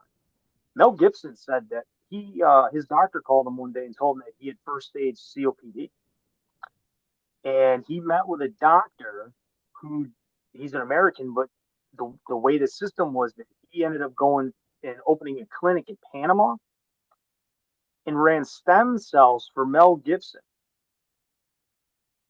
He doesn't have COPD anymore. He healed his scarred lungs with stem cell research. And it's amazing how in this country there's so much pushback with stem cell research to help people. Because I mean, you can go to Europe and get the treatment. I mean, regular people in Europe get stem cell treatment. And I mean, hearing Denise saying like with the radiation and not causing her to breathe, and it's like if our medical system wasn't such garbage in this country, I mean maybe someone like her would have the ability to go and maybe get some help on a stem cell instead of having to fly to Europe or Panama and have a doctor help out. I mean, maybe there'd be a way to reverse that. And it seems to be that there is, but in the United States, it's like, no, we got to kill you. yeah, a lot of it's like, and the cures are either illegal or banned, or you have to, like you said, go out of country to get the herbal healing and all that. Because I do think the body is very resilient and able to fix itself. And I think that's also what's happening with even with all the poisoning in the food, the water, the air, that we're still like a snake plant. We're able to take those toxins and push them out of our bodies, but Yeah, it is doing damage. it So definitely is. But, and, you see these other like natural remedies. It's like ancient remedy herbal book, and you add these things, you make like some type of an elixir, and these people were taking it, and it's like, well, my doctor said I had, let's just use colon cancer as an example, and we got to put you on all this stuff, right? And the guy's like, no, no, no, no. So they do research. They find, there's this book out there. It's like natural medicine, herbals, this, that, and the other. Makes this elixir, and he's on it. Goes back to his doctor for screening after like 3 to 6 months or something like that. Well, you're cancer free. What did you do? I was doing this. I mean, it's scary. Yeah, I have Essiac tea. I it's recommended it to scary. Brenda, and she's allergic to something in it. But Oh, Essiac tea, there's many testimonials of people saying that it has cured their ailments. So yep. um, I'm gonna recommend that to Denise today too. Try that and see how that does for your breathing. It's a lot of different herbal ingredients, and I get it from a certain source that they have it all blended, pre-blended together, dry. And I've been taking it for March is going to be 6 months, so September. 4 months I've been taking it. I have 2 months left, and then I could lower the dosage down. But I'm taking it more as a precautionary thing because I don't see a doctor regularly. I haven't seen a doctor since I went to go get a um a flu test because I got hit with whatever that thing was in 2020. Like whatever the original thing was before they had a test for Yeah, it. And yeah, I came back as a positive flu test. Like that was the worst I felt yeah. in a very long time. My entire body was hurting and everything. But yeah, so I haven't gone to a doctor since then. especially since I got laid off from my job back in 2020. Yeah, 2020, March 2020. And so I lost my medical coverage with that. And I haven't gotten any other coverage since then because I just can't afford it. And Yeah, that's and what isn't it? sucks about this country is that we don't have accessible healthcare, like Well, have you readily thought about? available treatment. Well, have you thought about, you know, crossing the border and then just walking back? And If I have to, I'll probably find a way. I'm just, it's a suggestion. I don't know. I mean, it ain't working the other way. I mean, you're onto a good point. With the medical insurance here, we my daughter had tonsil surgery in November. Okay, my insurance. Get this, just so that I could afford insurance, my family deductible is $12,000. This is just to afford it. That I still have extra money at the end of the my paycheck or end of the month, let's just say, so I could pay my mortgage and car note and regular stuff. I mean, this is what you get. What's called affordable, even working. Our first bill that they come back for the surgery was we were going to have to owe like $6,500. Yeah, I I was don't know, gonna eight say thousand like 10 to dollars. 12,000 out of pocket first. Yeah, they redid it. And but we still owe four, and it's like it's almost like, okay, well, it was nice that the insurance picked up that much, but I mean, there's so many times that like you go for any type of medical, it's going to be out of pocket every single day. It's like, okay, so I have insurance, but yeah, I'm still paying because I have a $12,000 deductible because, well, I need insurance, but this is the one that I could afford through my job because I need money at the end of the day to pay my bills and have food. Can I get on the? Can I get the medical coverage that like the politicians have? No, that's off Oh, limits. never mind. Lizards only. Yeah, yeah, I'm a peon. I don't. Yeah. Did you say You lizard? know, I think we need to stop saying that whole thing that we're less than these other people in charge. We're not. We're so powerful beyond our imaginations. And they want to make us think that we are not as powerful as we actually are. So that's their narrative. Their Narrative. narrative. No, you're 100%.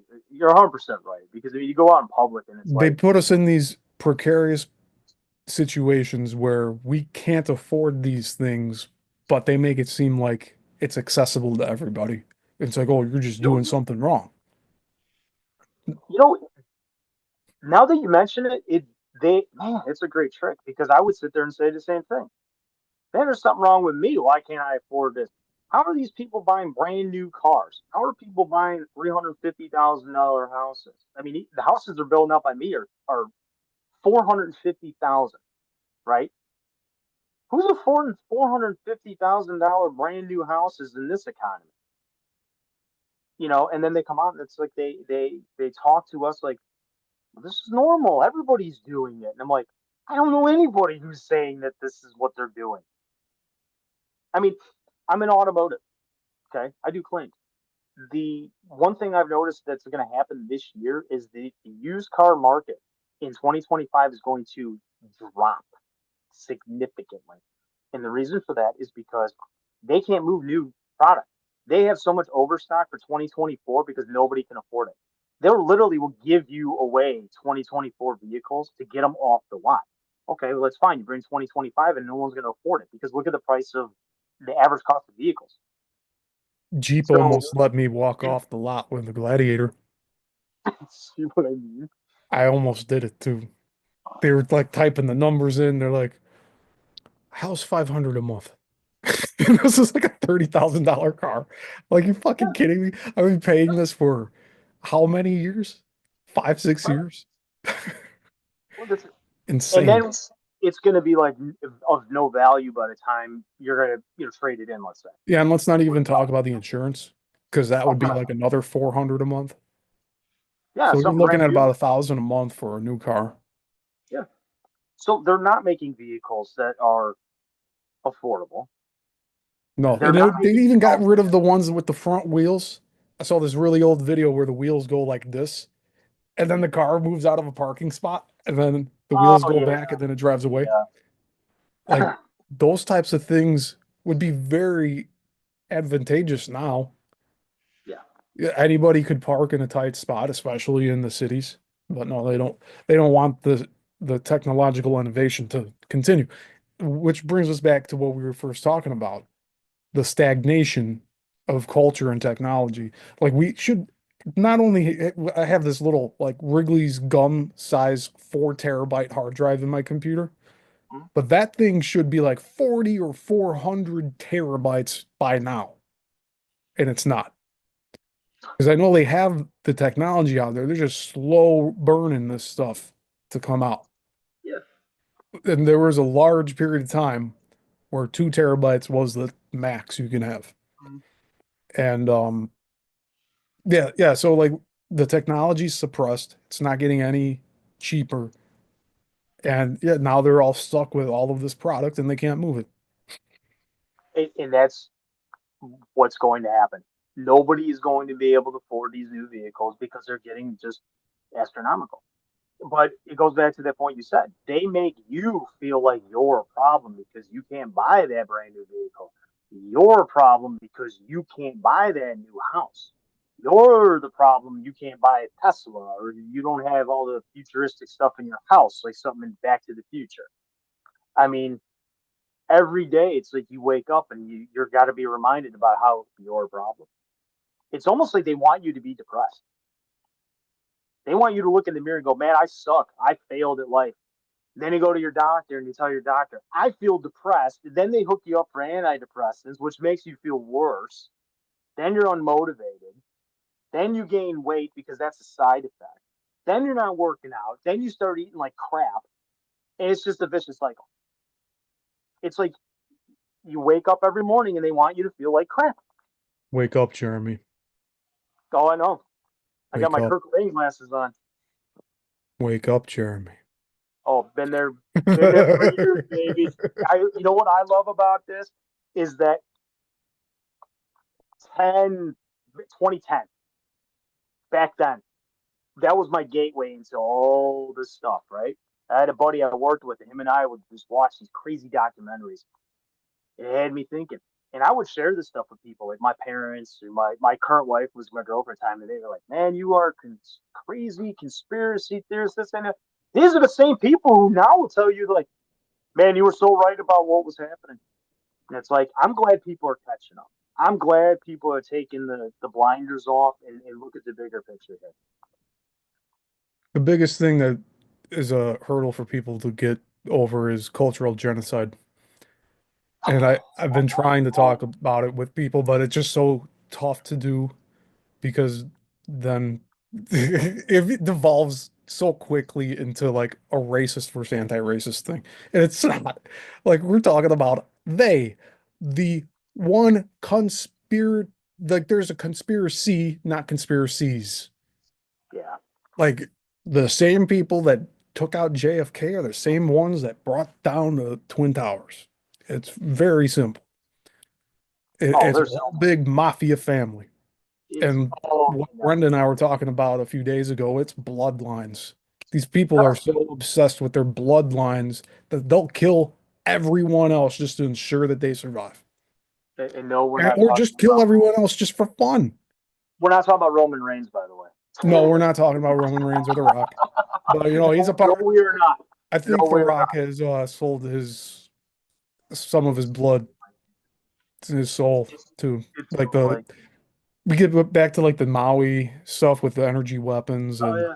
like You even remember him? LA. I think there were some like okay, he was in Maui with Oprah asking us peasants, and I don't like saying that, but like asking us that can't afford anything these days to go ahead and donate to help rebuild Maui. But yet I saw all these videos of these lasers coming down, the satellite imagery of like the trajectory. Like there's Hmm. like 2 or 3 satellites crossing over the same spot where it all happened. And as far as LA, this what actually happened the other day, where this dude here was caught. trying to start a fire in a neighborhood. And Wow. these other neighbors took his ass down. And this Yeah, dude they'll got be arrested. arrested now for assault, by the way, in California. Yeah, right. Yeah, the charges are going to come up later for these people Yeah, that like yeah, saved the entire town. yeah. But this How just could happened. So what we were saying earlier with the three simultaneous fires all yeah. far away, it yeah, it turns out that probably all of them were done by people. Yeah, Now, something absolutely. I don't get is how were there 100-mile-per-hour winds? All at the Because same that's time. what I was reading. I did too, and that came up first.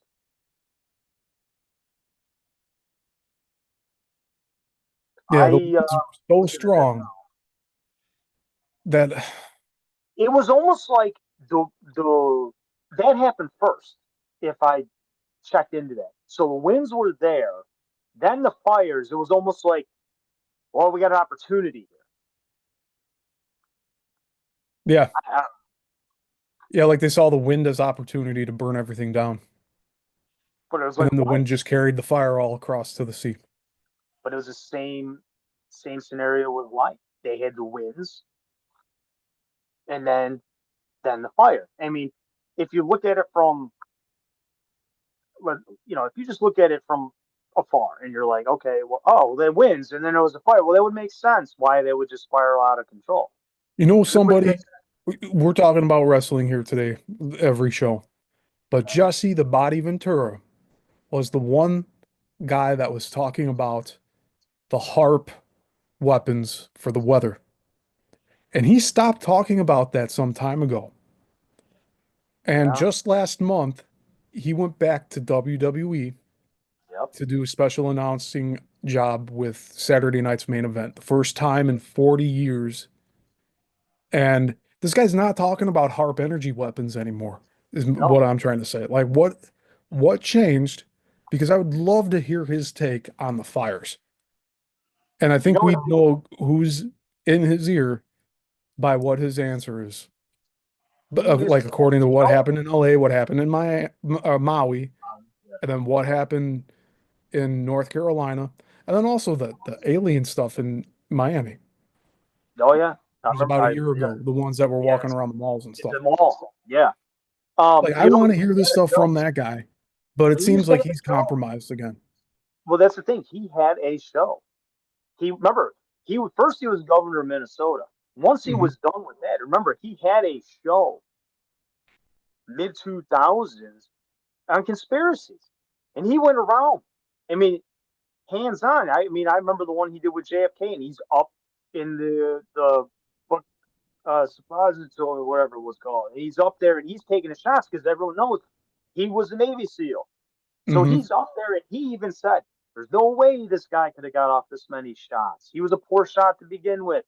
He couldn't do it with the tree. This and so Jesse would go to these places and really dig in. And I agree with you. It's like, well, he hasn't said anything in years. It's like he's just backed away from all of that. It's almost like they got to him and said, "You need to shut up." Yeah, because like what? Yeah, why would he stop talking about that stuff when he's the one that pretty much introduced me to the harp stuff, Yeah. and which we still see to this day, just fields of like grids of towers of antennas. You know, And then there was a all video. this like freak weather has happened, and he says nothing about it. Right. Did you see there was a photo that somebody put out in LA with the laser. I finally found one where somebody had a video that somebody must have been driving by and then they showed It was it like the coming green. down. It was like a green laser, right? Sort of, yeah. Or it was And maybe it was night vision, but either way, yeah. it I was think I yellow, I saw think. a similar one, And so possibly the same. it could have been. I would looked at it and I go, oh, there it is. That's what I was looking for. And you know what it is? If anyone's ever played the game or game series of Gears of War, they had something called the Hammer of Dawn, and it was a laser, almost like a plasma laser. What you do is in the game, you trigger with a laser. This is your target, and you're holding it, and the laser comes down and hits whatever you want it to do, like precision. And that's what this thing looks like. It's like they have a satellite going around in space with this huge freaking laser cannon or type of thing. And when they hit that spot, they're like, that's where I want it to go. Direct energy source. It's the same thing. It's like, wow, look at that. But they'll tell you that's a conspiracy. Those can't exist. There's no way. They got bugs. They have they have they have what look like flies or mosquitoes that are robots flying around the freaking Yeah, thing. I saw that too. I don't like So that at all. don't tell me that the space program or what the military can do. I mean, just think about it. When the stealth bomber came out, everyone thought it was a UFO, right? And that was in the what? They were building that in the 80s, and then we didn't know about it until the 90s. They were working on that since the 70s. So if you guys 20 years, the stuff that we're seeing now, militarily speaking, this is stuff that they were designing 20, 25 years ago. Yeah, I'd The actually stuff heard that they're working on I now, I think either Brenda or Susie or one of my friends, it was probably one of them. They sent me a video of these aircraft that were it's technology that was developed in the Cold War. yeah, And it is these aircrafts that have skin like exterior that can mold and move into different shapes. and think about that. I mean, you're talking Cold War, A even a skin day like on an 70s and aircraft. 80s, right? 70s and 80s. So you're talking 50, 40, 50 years ago. Can you imagine what they have hiding right now? I don't want to know. I mean, because you're not going to see it for 20 years. By the time Well, we even get public knowledge about it, I mean, you go to the Raptor, the fighter jet, they were building that thing in the 90s. okay, yeah, it was Brenda that said it or sent it to me. She just said in the chat. So it's Yeah, like, that was wild seeing that. yeah. So, I mean, what we're seeing now is basically what they were designing 25 years ago, at minimum. You imagine what they're going to have in 25 years? By the time we're in the 2040s, I don't want to know. Like, I mean, by the time we're in 2050s, they might have a droid army going on or something like Star Wars.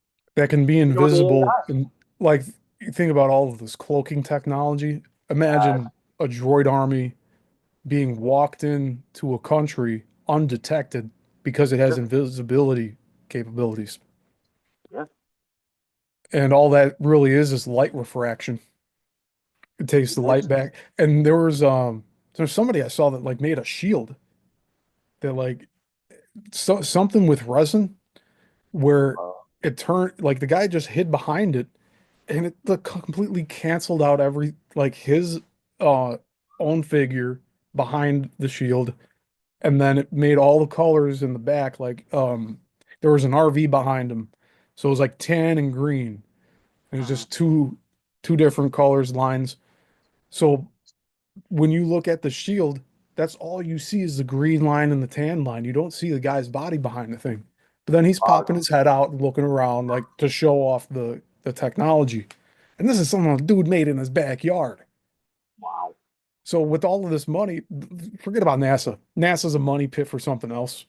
Yep. But as far as like how much money the government has been putting into military technology, like that's just the tip of everything. Right. And yeah, we could be having aircraft. We actually, I'm going to say we do have aircrafts flying around that we can't see, Yeah. and that we only see it if they've made an accident or they're trying to send us a message saying like we're just letting you know we're here watching you. Well, Which that's like the whole. F Oh, off with the spying and everything else. We need our independence back, and that's part of it is our privacy, and yeah. it's clearly getting eroded day in and day out. Across the globe. This isn't just here. I mean, Europe is. They preach about democracy in Europe and stuff, but they infringe on their right all the time. I mean, it's just like we're not. It's not just us. I mean, it's everywhere. It's really weird. Um, and then it's like you look at these countries that like our media demonizes for like their belief system. Like okay, so like Poland won't take in any migrants or asylum seekers or anything like that, and the media demonizes them for not doing it. Right? It's not that they say they don't care. They're saying, look, they stay there, we'll help them, but we're trying to do our what we want to do for our people. Okay, fine. Here's a good example. The movie Borat, made by Sacha Baron Cohen, portrayed Kazakhstan as Hmm. some third world country. But you want to know what Kazakhstan actually looks like? This is it Yeah, right here. yeah, not too bad. Beautiful place. I meant to make the image bigger, That's but Central like, Asia. look You at know, this. That's Kazakhstan. They yeah. have a little room up here for like 210 people. And there's a whole theory that it was like the fallen angels, and that's their council headquarters inside the pyramid in there. But this is in the country of Kazakhstan, okay? Yeah. And you got these other buildings that are really beautiful. But look at this shit. This is stuff I was seeing in like Nashville just last year. These It's glass modern. buildings. Well, that's shitty architecture, but It is very shitty, yes. But the glass buildings just it's modern. built up like nothing. Yeah, Look at that. And then modern. this is another subject we'll get to on another day, Yeah. possibly in a different show. But there's a specific like grid pattern in this city. You see how this is like the city center. Yeah. And going back to the World Fair stuff, our cities used to look like this too before they decided to tear it all down and say that it was made of plaster of Paris. That was like in Chicago when they had the World's Fair in the 1890s. The only thing still standing is the Science and Industry building. Yep, that is the only remaining building from that. Yeah, and everything else was torn down. And you look at what they call it, the White City or something or other was the name. Man, it That's looked what it was called. amazing.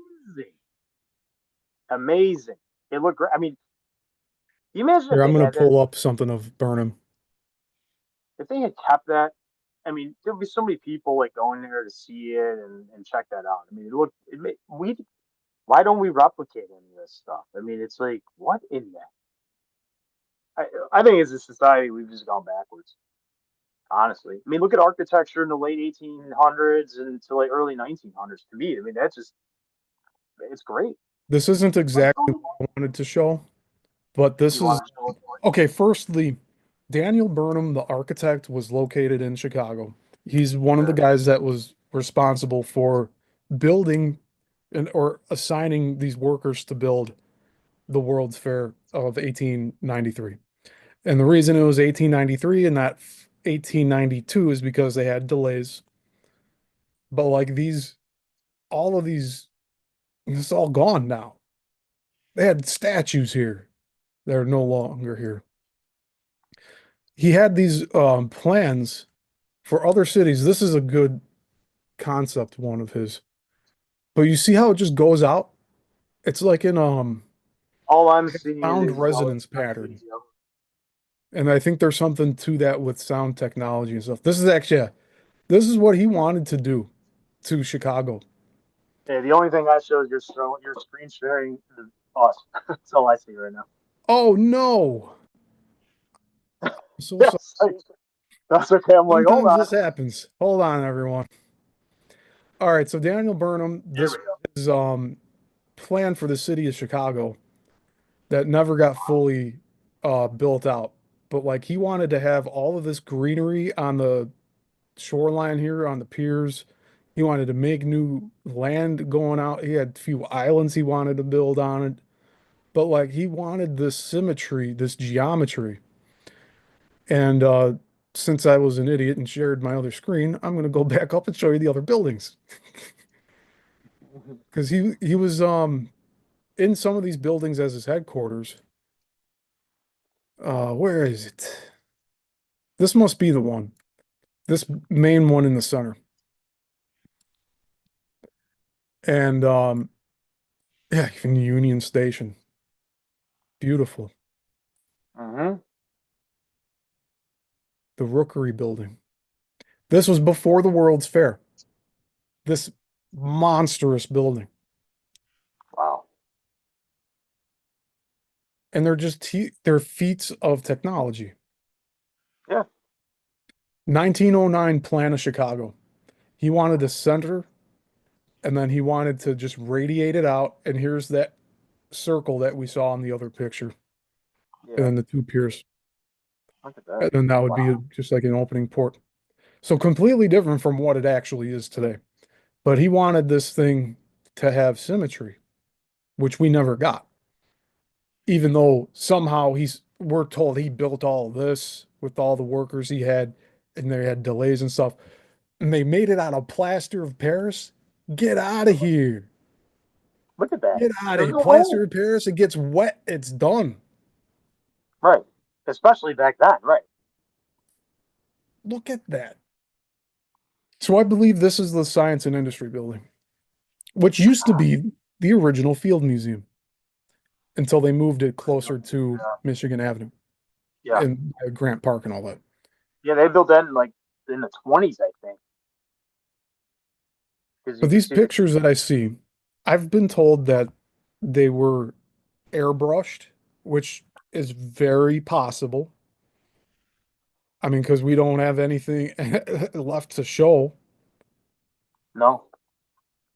The few buildings we have left. I mean, look at this.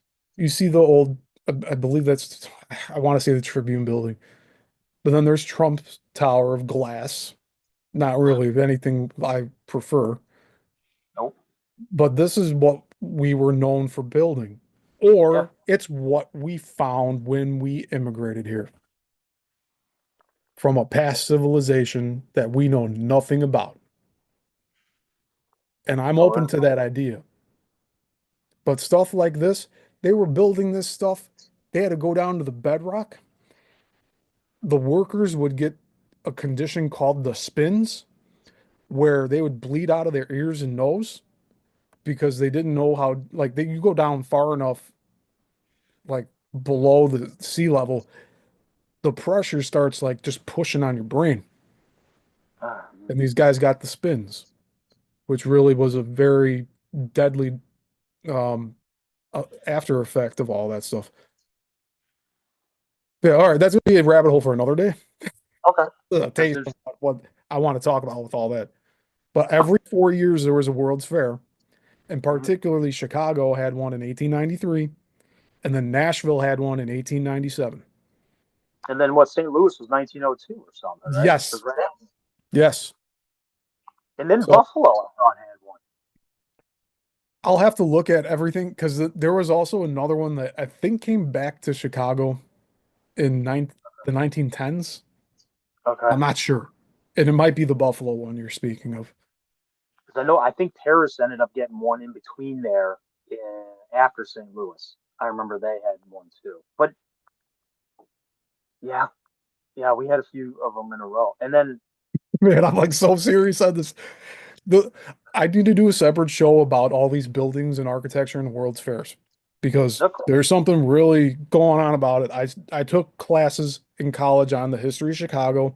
I've gone on walking tours of all these buildings. Some of them probably aren't up anymore, but I have a lot of knowledge on this topic, and I I think people want to hear my opinion on what I think's going I on. like them. Yeah, that'd But be just to sum it up, like I do think some of these were found. There's these pictures of just paintings of what Chicago looked like when we first arrived here, and it was just like grassy fields and swampland. Like you can't tell me that these people were digging that far down. Like this place was that important that they had to just start from nothing. There had to have been something else here. And the buildings may not have been as tall as they are today, but like if they're far enough away, you block access to them, these people aren't going to find them.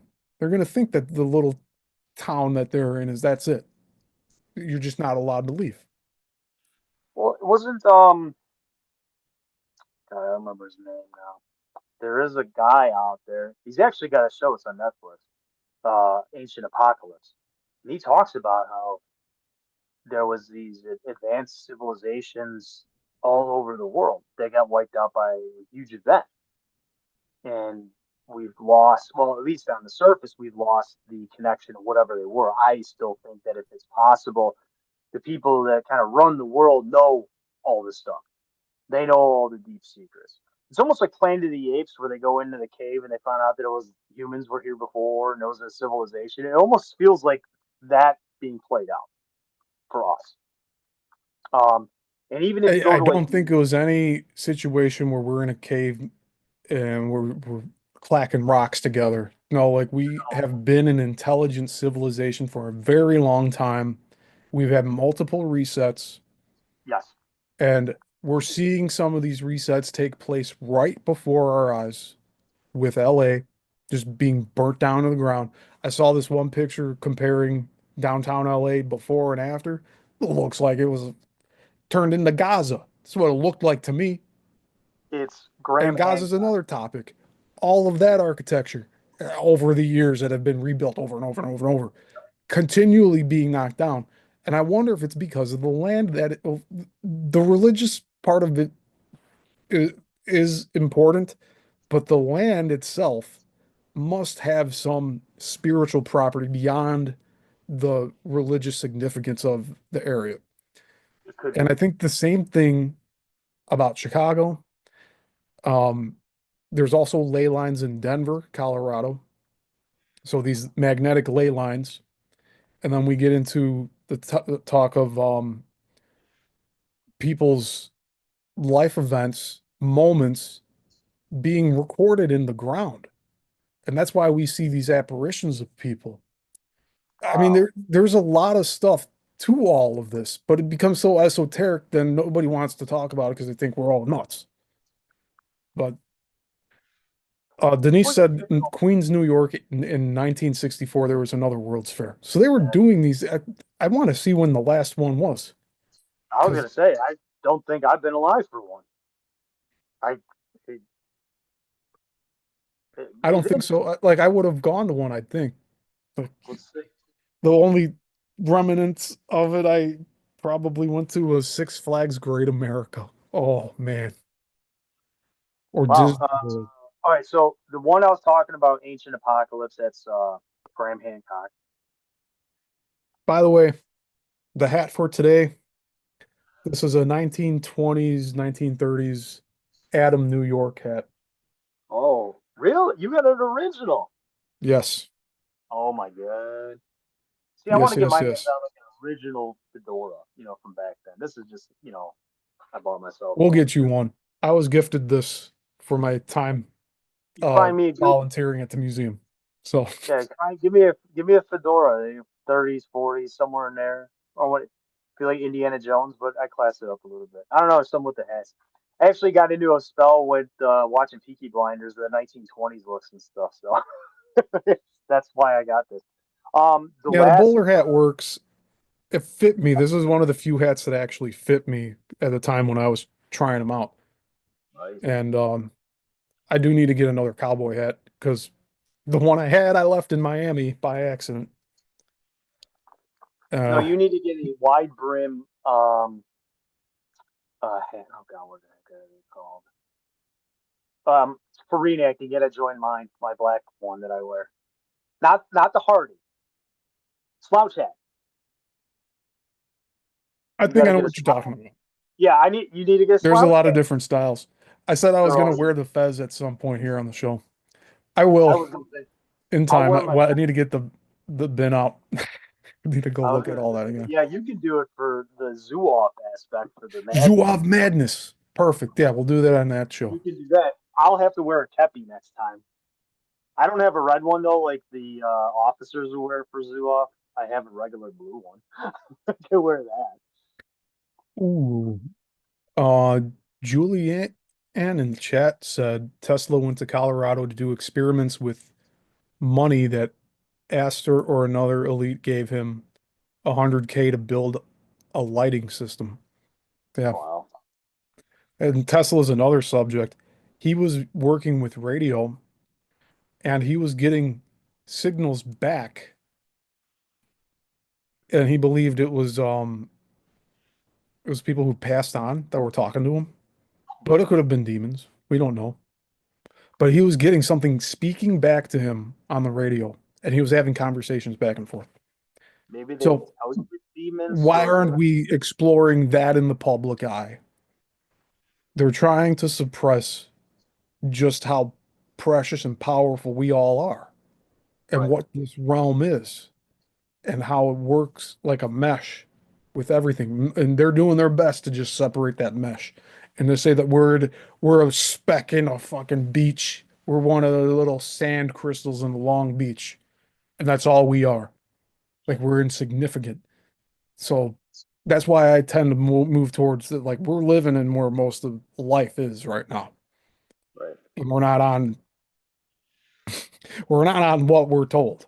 Like this is some other place that it would blow our minds if we were told the truth. And Right. we're starting to figure it out. But It feels like it. it's like it's our inheritance. Like we're the remnants of those who came before us. And we don't even know the people who came before us. Like 3, 4 generations back, we don't know who those people are or were. Don't And you think like after a they've lot? moved on, like going and ascending the spiritual realm, like it's hard to say that they're still communicating with us now, or if it's just demons effing with us. Like, Well, it's like the last time we did a show, and I, spoke about my experience with my grandma. I do think that there's ways that our ancestors come through to help us in some way. I do. That's my belief. Um, but like you said, I mean, there's a disconnect because your ancestors before you go back 3 generations. It's like you don't know who they were. So like a running joke in my family is that my great grandfather has no headstone. So we in the family are like, oh, well, we're cursed because he's pissed off that he doesn't have a headstone. So my sister and I are always joking like, we just didn't get a headstone for him to break the curse. And I go, like, well, we didn't even know him. He passed away before even I was born. And that's the sad part is I don't know who the guy was. And like you said, you go back 3 generations and nobody knows anybody. You're lucky if you even know their name. It's like there's just nothing gets carried on down the line. there's a picture in my family that I digitally enhanced. I like reconstructed it in digital photography class in high school. And I don't I don't know who they were, what they did. They're just standing there. It's a man and a woman. They had children. We have younger photos of them and older photos of them. Don't know if the older photos of them are when they're dead, because I know a lot of times photography, they use that to document the dead and they just propped them up, just had them sitting there. Right. So there's a lot going on with that, but I didn't know who those people were or how significant they are to my family lineage. But I felt it was a good thing to do to clean up the picture so it's not all like whitewashed out. I brought all the blacks forward, the grays and the whites. I gave it more depth. It actually looked like a pretty decent recent picture. Yeah. So I'm happy with how that turned out. I got to go You, dig that out of my archive drive. you can Show actually see mine. This one over here, over my shoulder.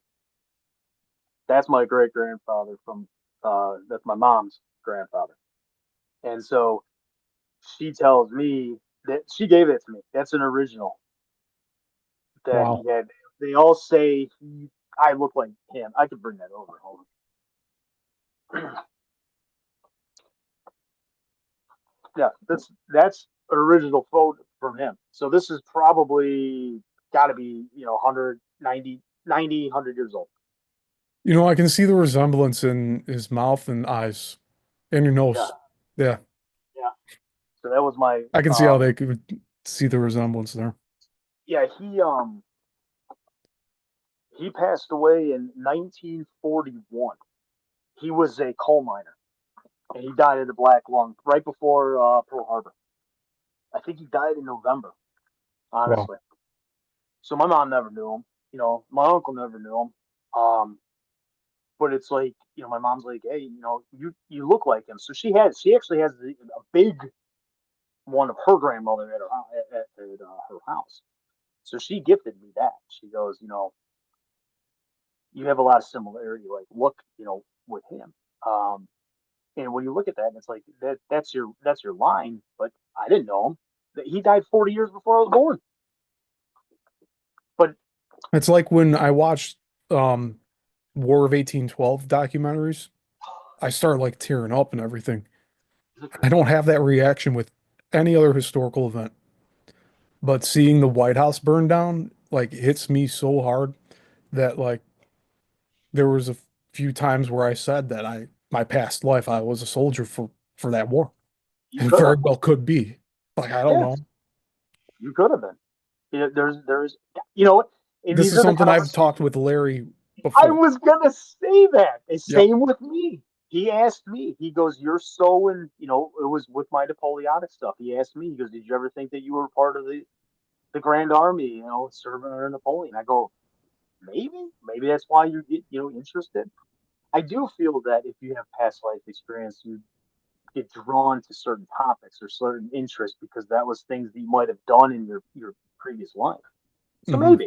maybe I was in World War II because every time I watch something on World War II, and I don't spend a lot of time reading it, it's almost like I know about it already. And I'll watch something on it. Like, well, I'll watch Band of Brothers. I'm like, all right, I'm gonna watch Band of Brothers. And when they're all walking out there, the scene where they're all loading up and they're not saying anything and they're just getting the music and they're pushing each other up there. I don't know why, but it's like that hits me every time. It's like, go get them, boys. And it's just my first mention. Go get them. It's like I was there. Or I experienced World War II in some event where I get where they're coming from. And every time I see a World War II veteran pass away nowadays, it hits me, and like another one of the greatest generation has been called home. It was the last one I said because I think he was a Pearl Harbor survivor just recently, and I just I see something like that and I'm like, man, there's not many left.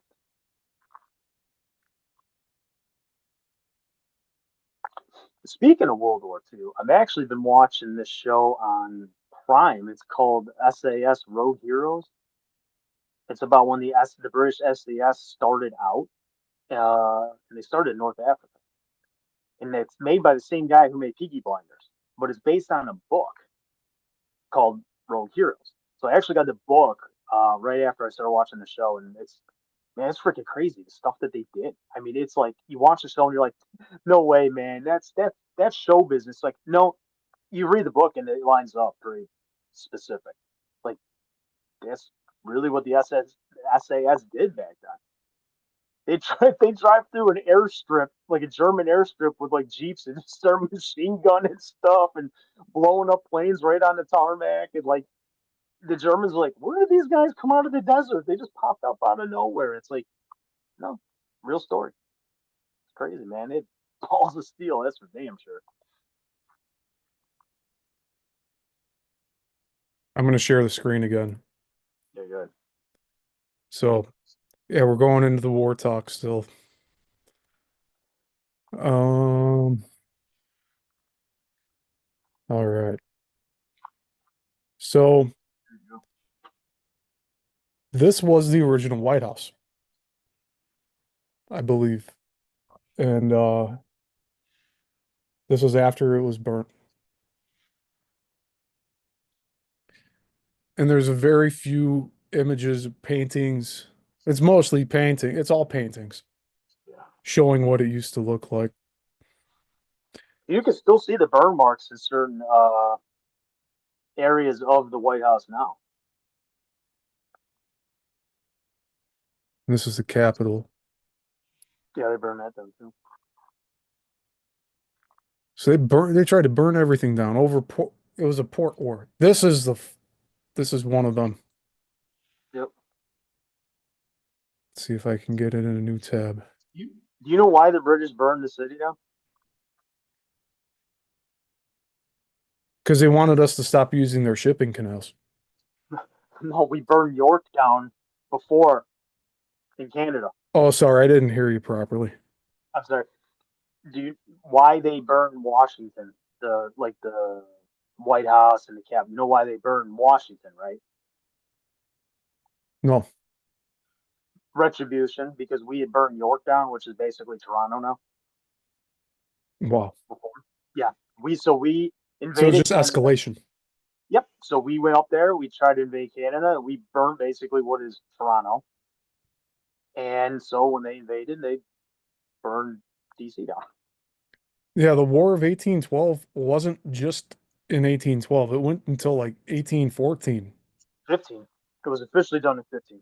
and 15. Yep. And what's funny is I see you have a picture of it, Battle of New Orleans there. Go up, third row, right there. So that actually just took place 110 or 210 years ago on the 8th.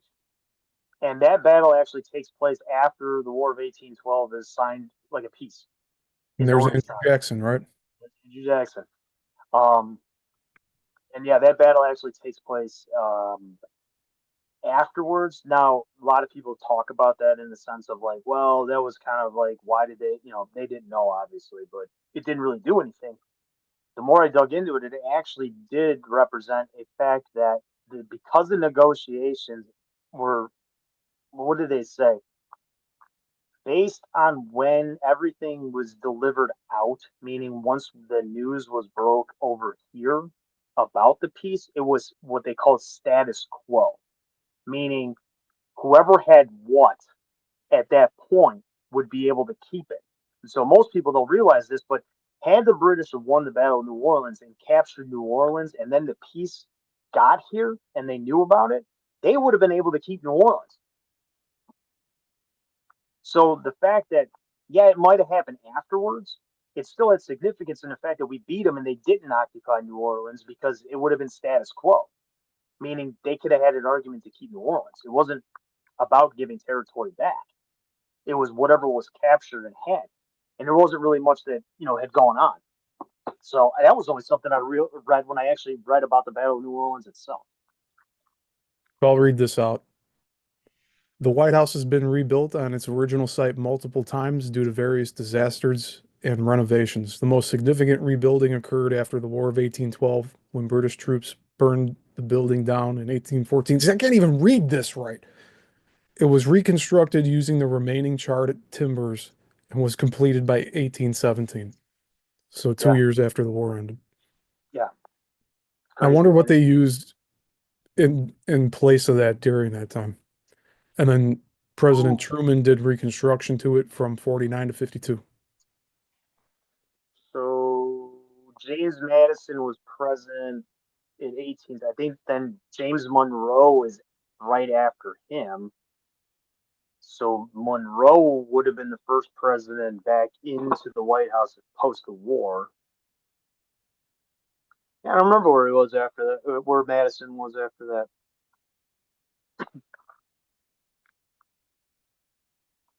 But yeah, you can see the burn marks somewhere in there. I saw like they did some tour someplace and they showed underneath. You can still see the scorch marks. Yeah, it sounds like they kept the stone, Yeah, so we'll still be able to see that if we really wanted to look at it. yeah, it's somewhere in there. You can see it though. I guess that's crazy. But yeah, wow. Man, I like that we're going into this today. Yeah, we've done pretty good today. Yeah, and like all these depictions of the events, like that's really all we have. They didn't have the photography back then, so but like this just hits me. This image, and especially in the documentary when they recreated it, Yep. like seeing those bastards down there, I I can mean, tell by the hats it's the British. they got cool hat. They got cool uniforms though. Yeah, but like their actions behind them, that's like it's unforgiving. You don't do that. But they were trying to take our No, country down. So, and again, it, who knows who started it? Could have been a third technically, party. we declared war on them.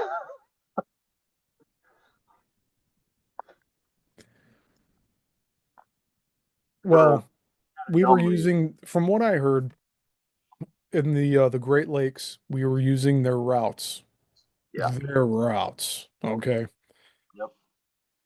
I think it was just open routes and they didn't like the fact that we were using them as much as we were. And maybe someone's like, "Oh, hey, you know what you could do is just take the the boats out." And then that turned it into a full-fledged war. No, that was impression. They were stealing guys in the high seas and all this other stuff. Fishing rights. It's like I guess if they had telephones, the war never happens. If that makes sense. Mr. Cockburn, yeah, he was a. Oh my God, he was in the Peninsula War, in Spain during Napoleonic Wars. Oh, That's really? what a lot of these guys, these British guys that came over here, they had fought against Napoleon's armies in Spain. Very interesting. Specifically, yeah, the Battle of New Orleans, those were veterans that had fought with Wellington. And the Battle of His, New Orleans happened during the War of 1812. yeah, so that was Just to that was clarify that. January 1815. So that was like the last real battle. And the general who led that invasion of New Oh, Orleans, the British, he was I'll get actually that down there. he was the brother-in-law of the Duke of Wellington, the guy who beat Napoleon at Waterloo. That son of a bitch. Look at that. Burning something. Did you hear about the story about after the burning of Washington? No, tell it. So the burning of Washington is burning in the background, and what happens? There's a huge storm that comes in. They don't know if it was like a hurricane or like a tornado or something, but it rains. It puts out the fires, and then the British Wow. are actually leaving to get back on the ships in the Chesapeake, I believe, and they get like roughed up per se because of the storm. Yeah, look it up. The storm right after it. So the rain puts out the fires, and I think they said a tornado had gone to the British camp as they're leaving. Yeah, it was interesting.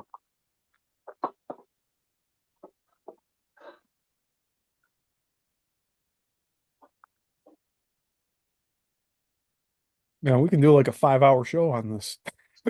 Yeah, we'll have to split that for another one. We'll split it up. We'll come back to this topic again Yeah, we could do that always, man. because there's so much with just the War of 1812. And then we got the World Fairs too. Yeah, I got a book on the 1812 over Oh, there. I think I found something. And we'll probably be wrapping up soon. Probably in like what, There like it is. 20, 30 minutes. You're holding out pretty good. We're almost at 2 hours. Yeah, But the tornado that stopped the burning of Washington. that was it. Yeah, 2015, and it says 200, so 1814. Yep, August 25th. there you go. Anecdotal evidence of the tornado, which apparently touched down in the middle of the city, comes from the National Weather Service. Did major structural damage to the residential section of the city. More British soldiers were killed by the tornadoes, flying debris than by the guns in the American resistance. Oh, sounds like an act of God if there was one. America's crazy weather services. Yeah, it was the harp of 1812. Vrr. Made Jefferson's awards like, on that. fire up the harp. Get a fucking tornado to get these sons of bitches out of here. Yeah, Yeah, the British occupation of undefended Washington, D.C. in 1814. yep. There you go. The British were urged to attack something in the former colonies after American troops attacked Canada and burned some government buildings. Yeah, so it's retaliation. All right. Yeah. Well, and then President Madison escaped the city.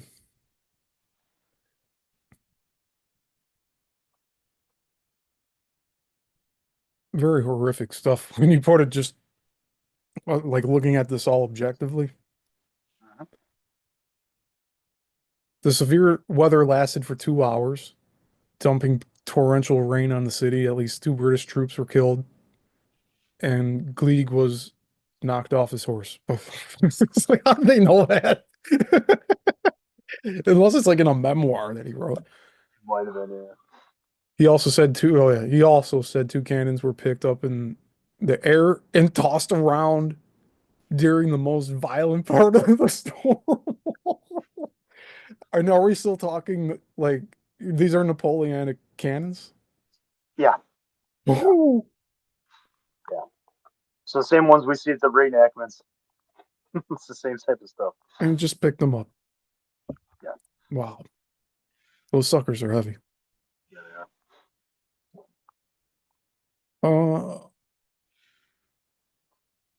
the winds tore roofs off of the General Post Office and the patent office buildings. Trees were uprooted. Well, that's kind of expected. Look what I said, unless it was in a memoir. Yep. Here, Michael Shiner goes and talks about it in his. Okay. What's up?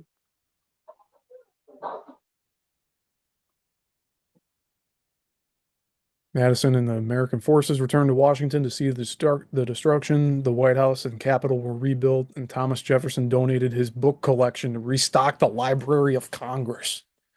He did. So when you're thinking about throwing those books away, think again. Don't just donate them out to wherever. Some of these thrift shops throw them out. And I know for a fact because I've been given a lot of books that have been thrown out at thrift stores. And I resell these books. So I save them from the landfill. But that's admirable there. Jefferson's our guy. Mm-hmm. And then 2 weeks later, they invaded Baltimore in a similar attack that eventually inspired the Star Spangled Banner, which also that song it pulls on my heartstrings because Yep. it's about them taking cover all night because they were being bombarded from the sea by all these ships with gunfire and cannon fire.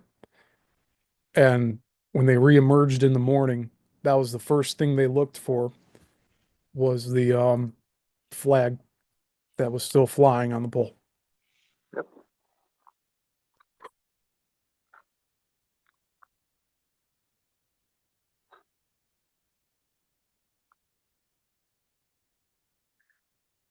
Yeah. So in the chat here, Denise said what she finds fascinating about history is that if we go back, we remember things differently, where they say today, no, it never happened, and different timelines happening.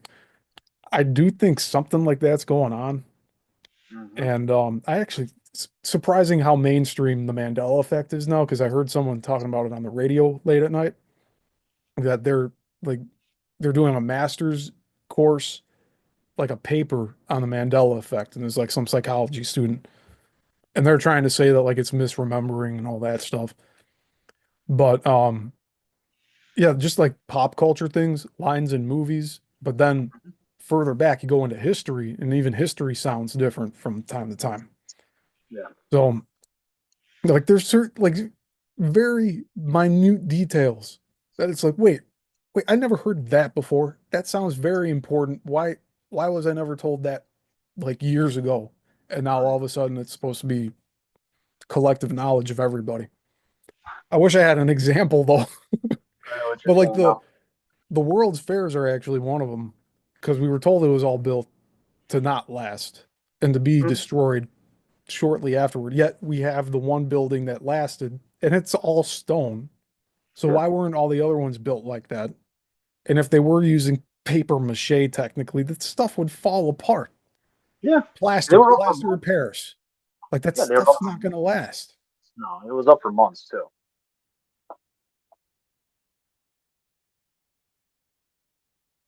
Hamilton is buried in by Trinity Place. Hmm. So sounds like we have to take a trip to Trinity. Let's go. I haven't gone to New York yet. Never been there. I really like how the East Coast is like it's so compact with all these historical events because everybody was living so close together during that time. And then the Western expansion, like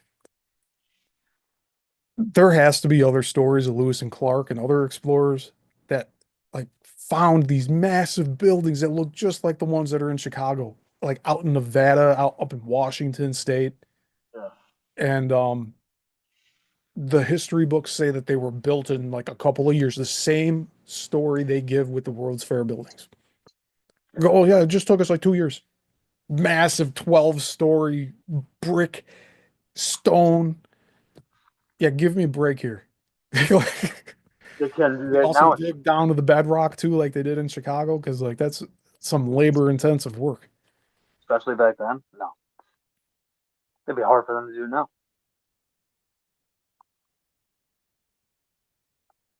Yeah, the Monopoly guy, Ace Ventura, they had the guy with the monocle, Yeah, called him the Monopoly guy yeah, he's a because of the predator. monocle and the mustache and bald head. Yeah, He dances with them and like that's something. So like residue is, I think, like the residue of the original thing prior to the Mandela effect happening are because the people that lived through it are still remembering it the way that they lived through it. And it's kind of the same thing with like art done by hand. Certain like logos and stuff have not changed and others have. And I wonder if it has something to do with if the people are still living, that memory stays intact until they pass on and then it could be rewritten or something like that. that would make sense. I don't know though, but that's my guess on it. That's a good point. That's a good Because point. like there's these movies where people like come on, James Earl Jones saying, Luke, I am your father. He goes on to talk shows. He was doing that for years, Yeah, saying that line that yeah, we cannot find in the original movie now. yeah. They took it up. Yep, And everybody it's knows. not anything to do with George Lucas re-editing his stuff until it's unrecognizable. That's a whole different topic. But like the reason the like give me a reason why James Earl Jones would misquote his famous lines Yeah, on national television. yeah. They're trying to change the meaning behind it now. Yeah, now he's passed. So Right. we still have the memories of what it used to be. Yeah. Ugh, it's just like, yeah. Yep. Altering the timelines based on changing perception of reality.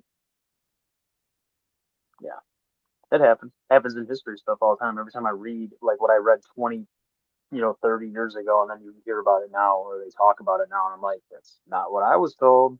That's not what I was read. That's not what's in And the then book that behind me. that goes into this whole concept of you can change your reality Mhm. just by thinking so, Yeah. but it's difficult to do Right. because again, everyone for the most part is Mhm. stuck in the matrix. Right. They Get are. out of the matrix. And once we leave from that, then that's when all these weird things start happening. Yes. There was this guy, um, still, this is still all connected to like this spiritual topic too. I went paranormal hunting at Bachelor's Grove Cemetery for many years. Tried to find stuff that people used to talk about, legends of this place, like disappearing houses, um, a farmer and his horse and his plow falling into the lake there, and seeing other like ghostly apparitions, but also different beings. Oh well. And there was this one guy that's now passed, and he took his own life in the forest across the street. And I wish I knew about it. I like found out a year after it happened. But I met this guy in the cemetery when he was still doing all of his research, and he seemed like a very stable individual, very curious about the area, really wanting to find out the truth of what was going on there. And cemeteries is another topic we can talk about on another show. That that's all money grab from the government so that we don't bury our loved ones on our own property and then they Yeah. charge us property tax.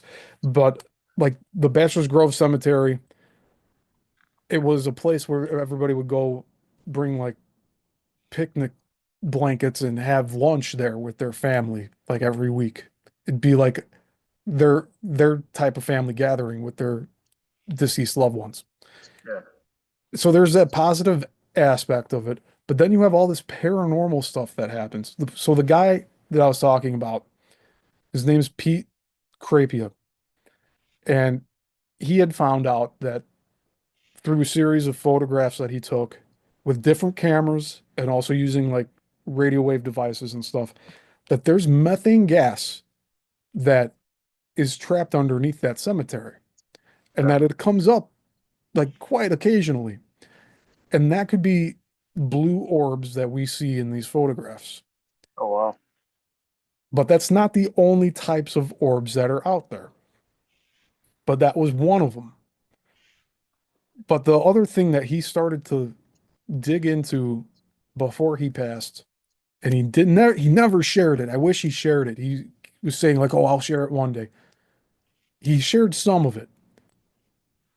He saw different beings that were existing in a different dimension there and were trying to communicate to him. And they seemed like they were very inviting, almost like they were tall whites or something. And like these are like the alien type of things. Beyond that, he also was told by visitors that they saw him at the front of the trail before they walked in, and then they saw him in the cemetery Oh wow. when they got through the trail. And they thought like he sprinted ahead of them to get into the cemetery before him. And he's like, "No, I've been here in the cemetery this whole time." So what's going on there? Yeah, right. It's like me meeting you at the front of the cemetery at the trail grounds, and then you walk the half a mile of the cemetery, and then you see me again in the cemetery. Like I'll be like, "Yeah, yeah, good to see you. I'm leaving. Bye." And then I'm in the cemetery. Wow. And you took that like 5, 10 minute walk to get down there. So what's going on with that? And I really think it has to do with magnetic ley lines. But again, like just the land in general, the the types of material that's in the ground. It's just a certain mixture that now allows for these anomalies to take place. And we can't really say that that was the same guy standing at the, he never had an experience or memory of meeting those people at the front gates. Yeah. And then, like, that brings up the whole topic of is it something imitating him to these other living people? Maybe. That's why. And is there like a parallel dimension that's like that we phase in and out of? Like, we're I able heard to of see them, they're able to see us from time to time. Wow.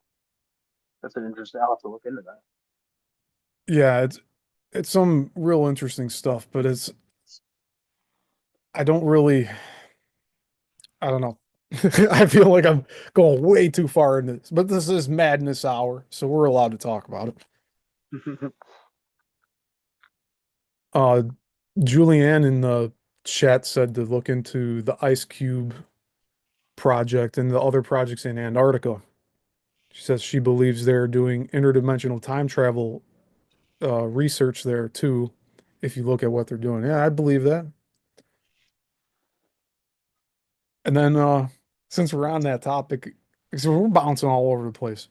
Right. But the interdimensional time travel stuff, there's this book that I have, and it's called like Baron Trump's Marvelous Underground Journey with his little dog. Really? And what Tesla's father or no, Tesla's papers were given to Donald Trump's uncle or father, one of the two. Really? Oh, and then we have the Back to the Future movie that has Biff that looks like Trump. That's true. He did. And I used to brush these things off as Yeah. coincidences, especially the Trump comparison, because I'm like, oh, come on, Biff's not Trump. What are you talking? But they made it like a Trump Tower. He's like living at the top of it. He's the richest man in the world in the movie Yeah. for the most part. Oh my God. Time travel. Wow, But that's crazy. these books were written back in the 1910s. Yeah. One of them I think was like the 1890s, Okay. and I haven't read them yet. I probably will do a deep dive reading through those for everyone because it is Mhm. available, I think, online in PDF form for free.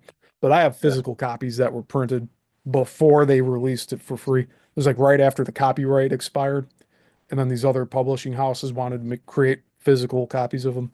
And I know Brenda has ones too. But there's like three different books of that. There's two of Barron Trump, and the third one is I think called 1910 or The Last President. Oh wow. And it's about it starts off with um oh like a mob rioting in New York City. That sounds about right. Hmm. That's awesome. Oh man.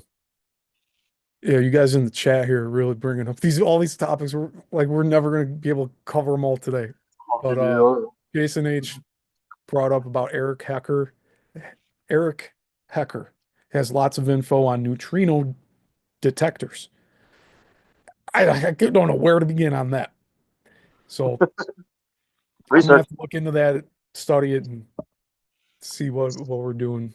Absolutely. Because I don't know.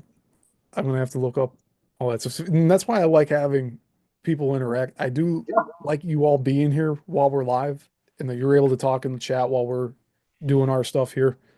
And it's not separate because like I see what's going on in the chat, but I just can't address it all the time. And yeah, you all being here is just helping this all move along. And you guys bring ideas here and it helps change the direction of the show a bit. And I like that. And it keeps us on our on not on edge, but like on our toes and just keeping Gives us our a flow. thinking Yeah. sharp. Yeah. Gives us a flow.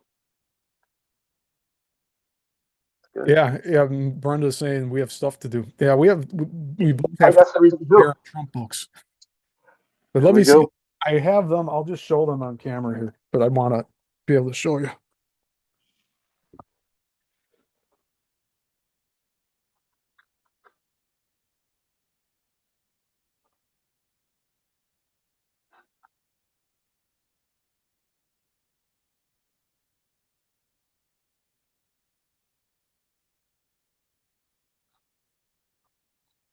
This is probably going to be like 20 different shows here.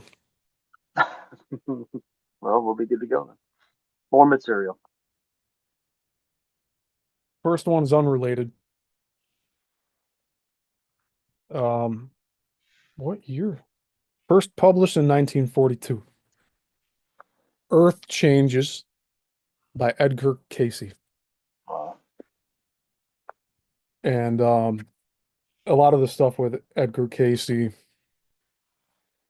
um, there's a lot of debate on what it like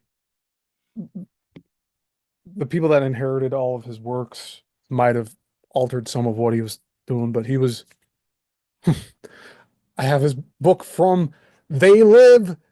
This was on the bookshelf in a scene in They Live, and I picked one Nice. of these up, and it was not cheap. But this is about um, ESP, Nice.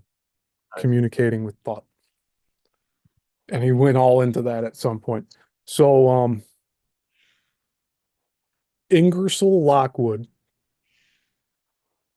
is the author of this, and it's called 1900 or The Last President. Oh wow, look at that.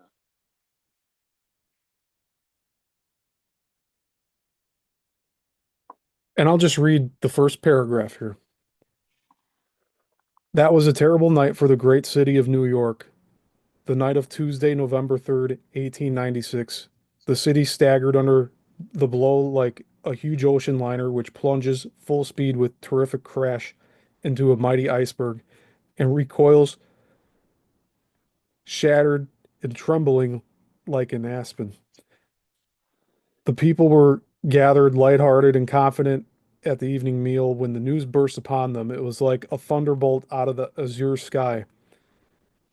Altgeld holds Illinois hard and fast in the Democratic line. This elects Bryan, President of the United States.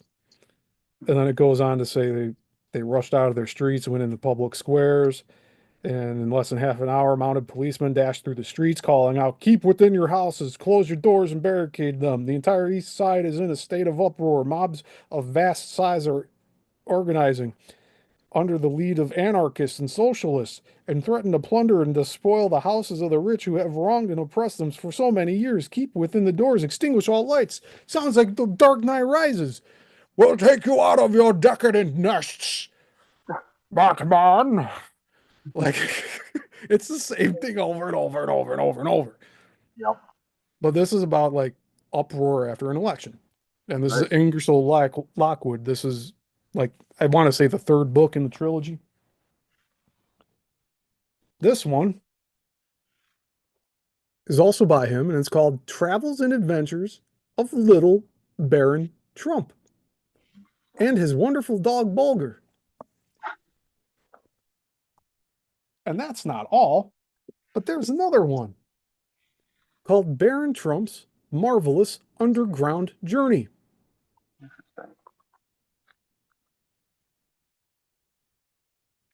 This was printed in India. And it's not going to show it, but Nope. it's there. Oh, yeah, I see it now. Okay. Oh, look at that. So I had to buy this online in some like obscure book forum, and like I got it. But you can get it on PDF now. But there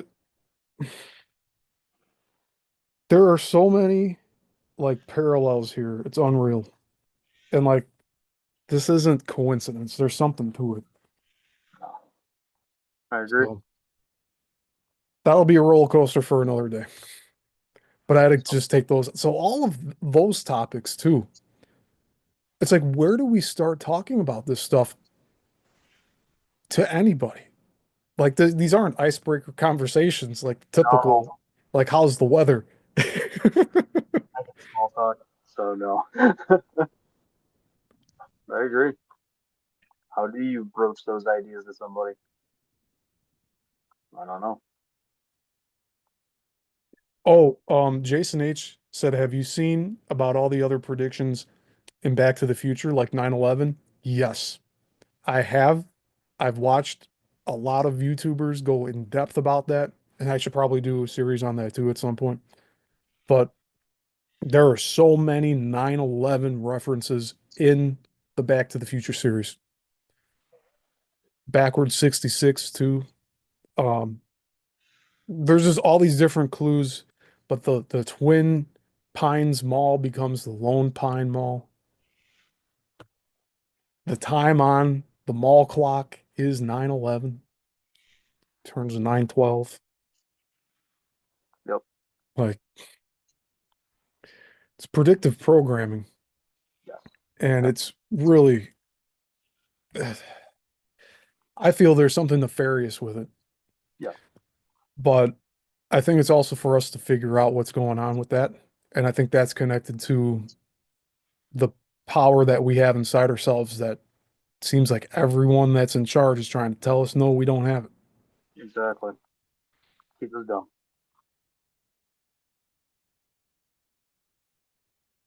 Yeah, I'm going to watch the Eric Heckler interviews, or Eric Hecker. He said, Julie Ann said Sean Ryan did some videos with him, so I'll have to check that out. And Denise asked, what about deja vu that people are getting? Um, I was thinking about that the other day. I think it came up in some forum I was looking at. Deja vu might be something that you did in another life and you're going through the same motions again. The same exact like blocking. Think of it like a stage play. The blocking of the actors. Like you move Yeah. over here, you move over there, you pick this up, you drink that. So like those kind of trigger those moments. But also you can predict what people say. Like I know people that have had deja vu. We're like, I knew they were going to say that. Actually, there was I think an Instagram reel or something like that. It might have been TikTok, where they're like, I witnessed like the death of my friend, and I wrote a big Facebook post about it, and then here now I am 2 years later, and the same people that I talked to 2 years ago are contacting me again saying that they've died, and then I went back and looked at my Facebook post, and it was not there. So I think it was related to the Mandela effect thing. So yeah, I guess what I'll say is deja vu might be connected to the Mandela effect in a way, where something back to this franchise that never goes away. Deja vu means they changed something. That's right. Truth is in the movies. As much as I've talked about The Matrix, I have not gone in depth about all three of the films, especially the first one. And with this new perspective on everything, I think it'll be nice and fresh to jump in and talk about all uh those things in the movies. Because I do think they put those messages in for a fact. They live with Roddy Piper. There's a scene where they're walking in on these elites talking at this gathering about their plans for 2025. It's nuts. Like it's there, and that's something that I don't remember. Or when I watched it, I thought it was too far away because it must have been like 10 years ago is the last time I watched that movie. And I've watched it like a handful of times. I want to say like 3 or 4 times I've watched that movie. Mhm. The Dark Knight, I've watched close to 100 times. The Truman Show, I've watched probably 20 or 30 times. So there's like, and then The Matrix, holy, probably more than The Dark Knight, probably over 100 times, the first movie. Yeah. So those were my top three films that I would like dive into, see all of this esoteric symbolism in, and there's truth hidden within there. So besides all of the content that I've made over the past 2.5 years regarding the Matrix, there's still stuff that was put into those final films that were predictive programming. And it's detached from the people who originally wrote it. The middlemen, the elite that helped produce the film and have it shown to everyone, they said, we want this in there. We want this in there. And I think that's been happening for a long time. I do. And it was just one of many casualties of the film industry was the Matrix franchise, where they went and put all of these things in. Neo loses his sight in the third film, but then he's able to see light. He's still able to see. So, like, what do you say to that? Like, there's something to that. Like, sonar hearing, like, people that are completely blind can still see some things. Like, there's a sonar image that's made in their head of like they know when people walk into the room type of thing. Oh, that's awesome, Jason. I'm jealous. He said he met Nolan at a pre-screening of The Dark Knight and that it's a life highlight. Yeah, that would be a life highlight for me too, man. I really looked up to Chris Nolan. Like I thought I say thought. Uh, I'm working through my own stuff here with the film industry, so don't mind me. But I looked up to Christopher Nolan, and like I said, I've watched The Dark Knight over 100 times. So I I have a lot of respect for what that film did for society. Like it was a trajectory. It threw us into a different path. Like it's crazy. I still remember the day that Heath Ledger died, and that was well before the movie came out in the summer. And I just felt like just from the production stills alone that this movie was going to be something special, and it ended up being so. And Yeah, it's still in my top. I need to remake my top like 10 because I've been saying now They Live is my number one film, and Roddy Piper's in it.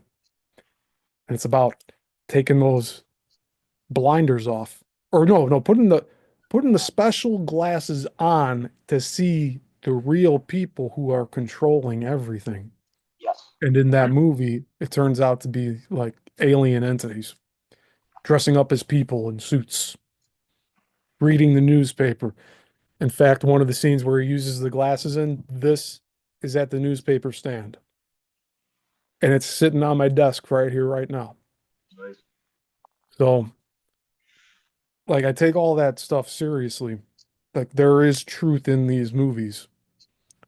We just need to dissect them out and separate the wheat from the chaff, right? And then you have all these other garbage movies.